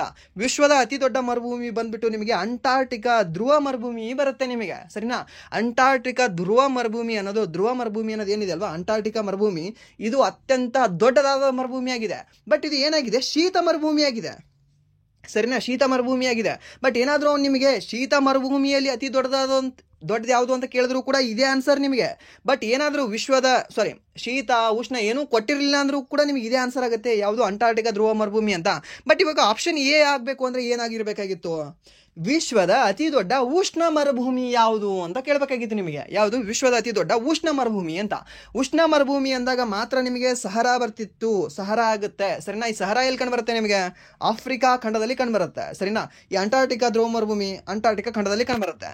ಅಂಡ್ ದೆನ್ ಈ ಅರೇಬಿಯನ್ ಮರುಭೂಮಿ ಎಲ್ಲಿ ಕಂಡು ಬರುತ್ತೆ ನಿಮಗೆ? ಸೌದಿ ಅರೇಬಿಯಾ ದೇಶದಲ್ಲಿ ಕಂಡು ಬರುತ್ತೆ. ಹಾಗೆ ಗೋಬಿ ಮರುಭೂಮಿ ಎಲ್ಲಿ ಕಂಡು ಬರುತ್ತೆ? ಮಂಗೋಲಿಯಾ ದೇಶದಲ್ಲಿ ಕಂಡು ಬರುತ್ತೆ. ಯಾವುದು? ಮಂಗೋಲಿಯಾ ದೇಶದಲ್ಲಿ. ಸರಿನಾ? ನೆನ್ಪಿಟ್ಕೊಳ್ಳಿ, ಕೇಳಬಹುದು ನಿಮಗೆ. ಸರ್ ಯಾಕೆ ಸರ್ ಅದನ್ನ ಸಹರಾ ಮರುಭೂಮಿಯನ್ನ ಜಸ್ಟ್ ನೀವು ಏನಂತ ಹೇಳಿದ್ರಿ? ಆಫ್ರಿಕಾದಲ್ಲಿ ಅಂತ ಹೇಳಿದ್ರಿ, ಇದನ್ನ ಅಂಟಾರ್ಟಿಕಾ ಖಂಡ ಅಂತ ಹೇಳಿದ್ರಿ. ಇವಾಗ ಯಾಕೆ ಸ್ಪೆಷಲಿ ದೇಶಗಳು ಹೇಳಿದ್ರಿ? ಇವು ಒಂದೊಂದೇ ಮತ್ತೆ ಎರಡೆರಡೇ ದೇಶಗಳಲ್ಲಿ ಇದಾವೆ. ಯಾವುದು? ಈ ಮರುಭೂಮಿಗಳು. ಸರಿನಾ? ಆ ಸಹರಾ ಮರುಭೂಮಿ ಹಂಗಿಲ್ಲ, ಟೋಟಲಿ 8-9 ದೇಶಗಳಲ್ಲೇನೋ ಹರಡಿದೆ. ಸರಿನಾ? ಸೊ ಅದಕ್ಕೆ ದೇಶ ಕೇಳಲ್ಲ ಅಲ್ಲಿ ನಿಮಗೆ. ಹಾಗೆ ಅಂಟಾರ್ಟಿಕಾ ಧ್ರುವ ಮರುಭೂಮಿ, ಅಲ್ಲಿ ಯಾವುದು ದೇಶನೇ ಇಲ್ಲ ಆಕ್ಚುಲ್ ಆಗಿ. ಅಲ್ಲಿ ಇರೋದು ಒಂದೇ ಒಂದು ಖಂಡ ಇದೆ. ಸರಿನಾ? ಅಂಟಾರ್ಟಿಕಾ ಖಂಡ ಇದೆ. ಆ ಅಂಟಾರ್ಟಿಕಾ ಖಂಡ ಯಾವುದೇ ಮನುಷ್ಯ ವಾಸ ಮಾಡುವುದಿಲ್ಲ ಅಲ್ಲಿ. ಸರಿನಾ? ಯಾವುದೇ ಮನುಷ್ಯ ಅಲ್ಲಿ ವಾಸ ಮಾಡ್ತಾ ಇಲ್ಲ. ಬಟ್ ಸೈಂಟಿಫಿಕ್ ರಿಸರ್ಚ್ ಸಲುವಾಗಿ ಅಲ್ಲಿ ಇದ್ದಾರೆ, ವ್ಯಕ್ತಿಗಳಿದ್ದಾರೆ. ಸರಿನಾ? ಸೊ ನಮ್ಮ ವ್ಯಕ್ತಿಗಳು ಕೂಡ ಹಿಮಾದ್ರಿ ಅಂತ ಒಂದು ಇದನ್ನ ಹಾಕೊಂಡು ಟೆಂಟ್ ಹಾಕೊಂಡು ಅಲ್ಲಿದ್ದಾರೆ. ಮೀನ್ಸ್ ಏನೋ ಒಂದು ಬಿಲ್ಡಿಂಗ್ ಎಲ್ಲ ಕಟ್ಕೊಂಡು ಇದ್ದಾರೆ, ಅಲ್ಲಿ ರಿಸರ್ಚ್ ಮಾಡ್ತಾ ಇದ್ದಾರೆ. ಬಟ್ ಏನು ಅಂದರೆ ಅಫಿಷಿಯಲ್ ಆಗಿ ಎಲ್ಲರೂ ಕೂಡ ಬಾಪ್ಪ ನನ್ನ ಮಕ್ಕಳಿಗೆ ಹೆಂಡತಿಗೆಲ್ಲ ಕರ್ಕೊಂಡು ಹೋಗಿ ಅಲ್ಲೇ ಇದ್ರೇನೋ ಮನಿ ಮಾಡ್ಕೊಂಡಿರೋನು ಹಂಗೆ ಯಾರು ಇಲ್ಲ. ಸರಿನಾ? ಸೊ ಇವಾಗ ಜನ ಇಲ್ಲದೇ ಇರ್ತಕ್ಕಂತಹ ಒಂದು ಖಂಡ ಯಾವುದು ಅಂತ ನಿಮಗೆ ಕೇಳಿದ್ರು ಕೂಡ ಇದೇ ಅಂಟಾರ್ಟಿಕಾ ಖಂಡ ಆಗುತ್ತೆ. ಓಕೆ, ನಾಟ್ ಆರ್ಕ್ಟಿಕ್ ಖಂಡ, ಅಂಟಾರ್ಟಿಕಾ ಖಂಡ. ಸರಿನಾ? ಇದು ಗೊತ್ತಿಲ್ಲ ನಿಮಗೆ ಕೇಳಬಹುದು. ಅಂಡ್ ದೆನ್ ನೆಕ್ಸ್ಟ್ ಪ್ರಶ್ನೆ ಏನಿದೆ ಅಂದರೆ, ಕೆನಡಾದ ಕರೆನ್ಸಿ ಯಾವುದು? ಏನು ಕೇಳಿದಾನೆ ಹೇಳಿ? ಕೆನಡಾದ ಕರೆನ್ಸಿ ಯಾವುದು ಅಂತ. ಆಪ್ಷನ್ ಆವಾಗಲೇ ಹೇಳಿದ್ದೀನಲ್ವ ನಾನು, ಡಾಲರು, ಯೂರೋ, ಫೌಂಡ್ ಮತ್ತು ಎನ್ ಅಂತ. ಸೊ ಎನ್ ಅನ್ನೋದು ಯಾವ ದೇಶದಾಗಿದೆ? ಸೊ ಇಲ್ಲಿಂದ ಹೋಗೋಣ. ಎನ್ ಅನ್ನೋದು ನಿಮಗೆ ಜಪಾನ್ ದೇಶದ ಕರೆನ್ಸಿ ಆಗಿದೆ. ಯಾವುದು? ಜಪಾನ್ ದೇಶದ ಕರೆನ್ಸಿ ಆಗಿದೆ. ಪೌಂಡ್ ಅನ್ನೋದು UK ದೇಶದ ಕರೆನ್ಸಿ ಆಗಿದೆ. ಮೀನ್ಸ್ ಯುನೈಟೆಡ್ ಕಿಂಗ್ಡಮ್ದು ಅಥವಾ ಇಂಗ್ಲೆಂಡ್ದು ಅಥವಾ ಬ್ರಿಟನ್ ಅಂತ ನೀವು ಹೇಳ್ಬೋದು. 3 ಹೇಳಿದ್ರು ರೈಟ್ ಆಗುತ್ತೆ. ಆ್ಯಂಡ್ ದೆನ್ ಯೂರೋ ಅನ್ನೋದು ಫ್ರಾನ್ಸ್ ದೇಶದ ಕರೆನ್ಸಿ ಆಗಿದೆ.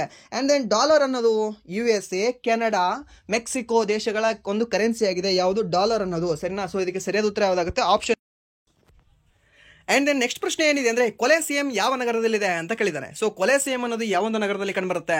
ಅಥೆನ್ಸ್ ನಗರದಲ್ಲಿ, ರೋಮ್ ನಗರದಲ್ಲಿ, ಮತ್ತೆ ಇಸ್ತಾನ್ಬುಲ್ ನಗರದಲ್ಲಿ ಮತ್ತು ಕೈರೋ ನಗರದಲ್ಲಿ ಕಂಡುಬರುತ್ತೆ ಅಂತ ಕೊಟ್ಟಿದ್ದಾನೆ. ಸೊ ಇದಕ್ಕೆ ಸರಿಯಾದ ಉತ್ತರ ಯಾವುದಾಗುತ್ತೆ ಅಂದರೆ ಆಪ್ಷನ್ ಬಿ, ರೋಮ್ ನಗರದಲ್ಲಿ ಕಂಡುಬರುತ್ತೆ. ಯಾವುದು? ಈ ಕೊಲೆಸಿಯಂ ಅನ್ನೋ ಒಂದು ನಗರ ಎಲ್ಲಿ ಕಂಡುಬರುತ್ತೆ ಅಂದರೆ ರೋಮ್ ದೇಶದಲ್ಲಿ, ಮೀನ್ಸ್ ಇಟಲಿ ದೇಶದ ರೋಮ್ ಒಂದು ನಗರದಲ್ಲಿ ಕಂಡುಬರುತ್ತೆ. ಯಾವುದು? ಈ ಕೊಲೆಸಿಯಂ ಅನ್ನೋ ಒಂದು ಬಿಲ್ಡಿಂಗು. ಓಕೆ, ಈ ಕೊಲೆಸಿಯಂ ಅನ್ನೋದು ನಿಮಗೆ ಎಲ್ಲಿ ಕಂಡುಬರುತ್ತೆ ಅಂದರೆ ರೋಮ್ ದೇಶದಲ್ಲಿ ಕಂಡುಬರುತ್ತೆ. ಆ್ಯಂಡ್ ದೆನ್ ನೆಕ್ಸ್ಟ್ ಪ್ರಶ್ನೆ ಏನಿದೆ ಅಂದರೆ, ಭೂಪ್ರದೇಶದ ಪ್ರಕಾರ ಅತಿ ಚಿಕ್ಕ ಖಂಡ ಯಾವುದು ಅಂತ ಕೇಳಿದ್ದಾನೆ ನಿಮಗೆ. ಅತಿ ಚಿಕ್ಕ ಖಂಡ ಯಾವುದು ಭೂಪ್ರದೇಶದ ಪ್ರಕಾರ?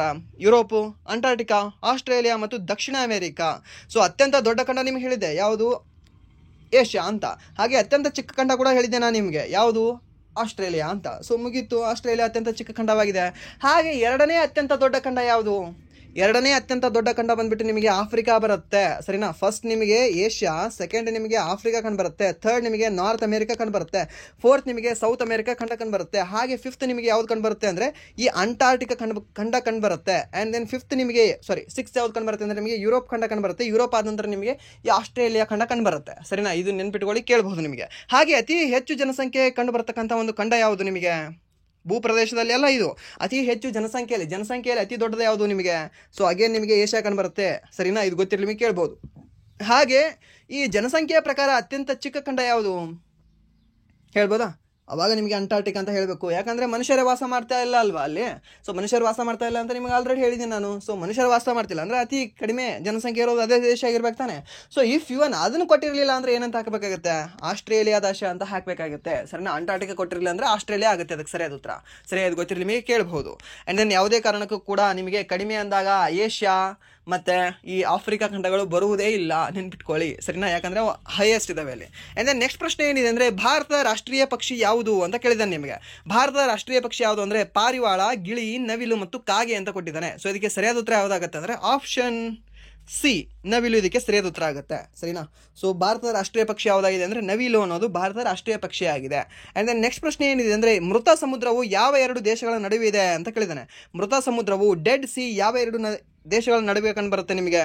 ಇಸ್ರೇಲ್ ಮತ್ತು ಜೋರ್ಡಾನ್, ಈಜಿಪ್ಟ್ ಮತ್ತು ಸುಡಾನ್ಗೆ ಸಂಬಂಧನೇ ಇಲ್ಲ, ಓಕೆ, ಇದು ಅಲ್ಲ. ಆ್ಯಂಡ್ ದೆನ್ ಸಿರಿಯಾ ಮತ್ತು ಲೆಬನಾನ್, ಇದು ಕೂಡ ಅಲ್ಲ. ಇರಾನ್ ಮತ್ತು ಇರಾಕ್, ಇವೆರಡು ಕೂಡ ಅಲ್ವೇ ಅಲ್ಲ. ಸೊ ಇದಕ್ಕೆ ಸರಿಯಾದ ಉತ್ತರ ಯಾವುದಾಗುತ್ತೆ ಅಂದರೆ ಆಪ್ಷನ್ ಎ, ಇಸ್ರೇಲ್ ಮತ್ತು ಜೋರ್ಡಾನ್ ಎಂಬ ಎರಡು ದೇಶಗಳ ಮಧ್ಯೆ ನಿಮಗೆ ಈ ಡೆಡ್ ಸಿ ಕಂಡುಬರುತ್ತೆ, ಮೃತ ಸಮುದ್ರ ಕಂಡುಬರುತ್ತೆ, ಸರಿನಾ. ಇದು ಗೊತ್ತಿಲ್ಲ ನಿಮಗೆ ಕೇಳಬಹುದು.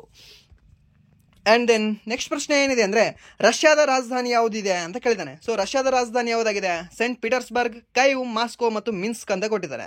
ಸೊ ಈ ಸೆಂಟ್ ಪೀಟರ್ಸ್ಬರ್ಗ್ ಅನ್ನೋದು, ಕೈವ್ ಅನ್ನೋದು, ಮಾಸ್ಕೋ ಮತ್ತು ಮಿನ್ಸ್ಕ್ ಅನ್ನೋದು ಎಲ್ಲವೂ ಕೂಡ ನಿಮಗೆ ರಷ್ಯಾ ದೇಶದಲ್ಲೇ ಕಂಡುಬರುತ್ತೆ. ಬಟ್ ರಷ್ಯಾ ದೇಶದ ರಾಜಧಾನಿ ಯಾವುದು ಅಂತ ನಿಮಗೆ ಕೇಳಿದ್ರೆ ಮಾಸ್ಕೋ ರಾಜಧಾನಿ. ಇವಾಗ ಒಂದು ಪ್ರಶ್ನೆ ಚೆನ್ನಾಗಿರೋದು, ಈ ಮಾಸ್ಕೋ ಎಂಬ ನಗರ ಯಾವ ಖಂಡದಲ್ಲಿ ಕಂಡುಬರುತ್ತೆ? ಆಪ್ಷನ್ ಕೊಡಲ ನಿಮಗೆ. Option A Asia, option B ನಿಮಗೆ ನಾರ್ತ್ ಅಮೇರಿಕಾ, ಆಪ್ಷನ್ ಸಿ ನಿಮಗೆ ಯುರೋಪು, ಆಪ್ಷನ್ ಡಿ ನಿಮಗೆ ಆಫ್ರಿಕಾ ಅಂತ. ಸೊ ಇವಾಗ ಇದೊಂದು ಕಮೆಂಟ್ ಮಾಡ್ಬೋದಾ ನೀವು? ಸೊ ಕಮೆಂಟ್ ಮಾಡಿ, ಯಾಕಂದರೆ ಇಂಪಾರ್ಟೆಂಟ್ ಇದೆ. ಯಾಕೆ ಅದನ್ನು ನಾವು ಯುರೋಪಿಯನ್ ದೇಶ ಅಂತ ಕರಿತೀವಿ ರಷ್ಯಾವನ್ನು ಅಂತ ನಿಮಗೆ ಅರ್ಥ ಆಗುತ್ತೆ. ಯಾಕೆ ನಿಮಗೆ ಏಷ್ಯಾದಲ್ಲಿ ಕಂಡುಬರ್ತಕ್ಕಂಥ ಅತ್ಯಂತ ದೊಡ್ಡ ದೇಶ ಅಂತ ನಿಮಗೆ ಅರ್ಥ ಆಗುತ್ತೆ, ಸರಿನಾ. ಯುರೋಪಿಯನ್ನ ಅತ್ಯಂತ ದೊಡ್ಡ ಒಂದು ದೇಶ ಅಂದರೆ ಯುಕ್ರೇನ್ ಅಂತ ನಾನು ನಿಮಗೆ ಯಾಕೆ ಹೇಳಿದೆ ಅಂತ ಈ ಒಂದು ಕ್ವಶನಿಂದ ನಿಮಗೆ ಕ್ಲಿಯರ್ ಆಗುತ್ತೆ. ಸೊ ಇವಾಗ ಹೇಳ್ಬೋದು ನೀವು, ಮಾಸ್ಕೋ ಯಾವ ಒಂದು ಖಂಡದಲ್ಲಿ ಕಂಡುಬರ್ತಕ್ಕಂಥ ಒಂದು ನಗರವಾಗಿದೆ, ಸರಿಯಾ. ಸೊ ಇದು ಹೇಳಿ ಅಂತ ಹೇಳ್ತಾ, ಸೊ ಇಲ್ಲಿವರೆಗೂ ಕ್ಲಾಸ್ ಕೇಳೋದಕ್ಕಾಗಿ ಫಸ್ಟ್ ಆಫ್ ಆಲ್ ಧನ್ಯವಾದಗಳು. ಹಾಗೆ ಇಲ್ಲಿವರೆಗೂ ಕ್ಲಾಸ್ ಕೇಳಿ ವಿಡಿಯೋ ಇಷ್ಟ ಆಗಿದ್ರೆ ಲೈಕ್ ಮಾಡಿ, ಸಬ್ಸ್ಕ್ರೈಬ್ ಮಾಡಿ. ಇಫ್ ನಿಮಗೆ ವಿಡಿಯೋ ಇಷ್ಟ ಆಗಲಿಲ್ಲ ಅಂದರೆ ಆಬ್ವಿಯಸ್ಲಿ ಡಿಸ್ಲೈಕ್ ಮಾಡಿ ಅಂತ ಹೇಳ್ತಾ ಸಿಗೋಣ ಮುಂದಿನ ವಿಡಿಯೋದಲ್ಲಿ. Once again thank you so much.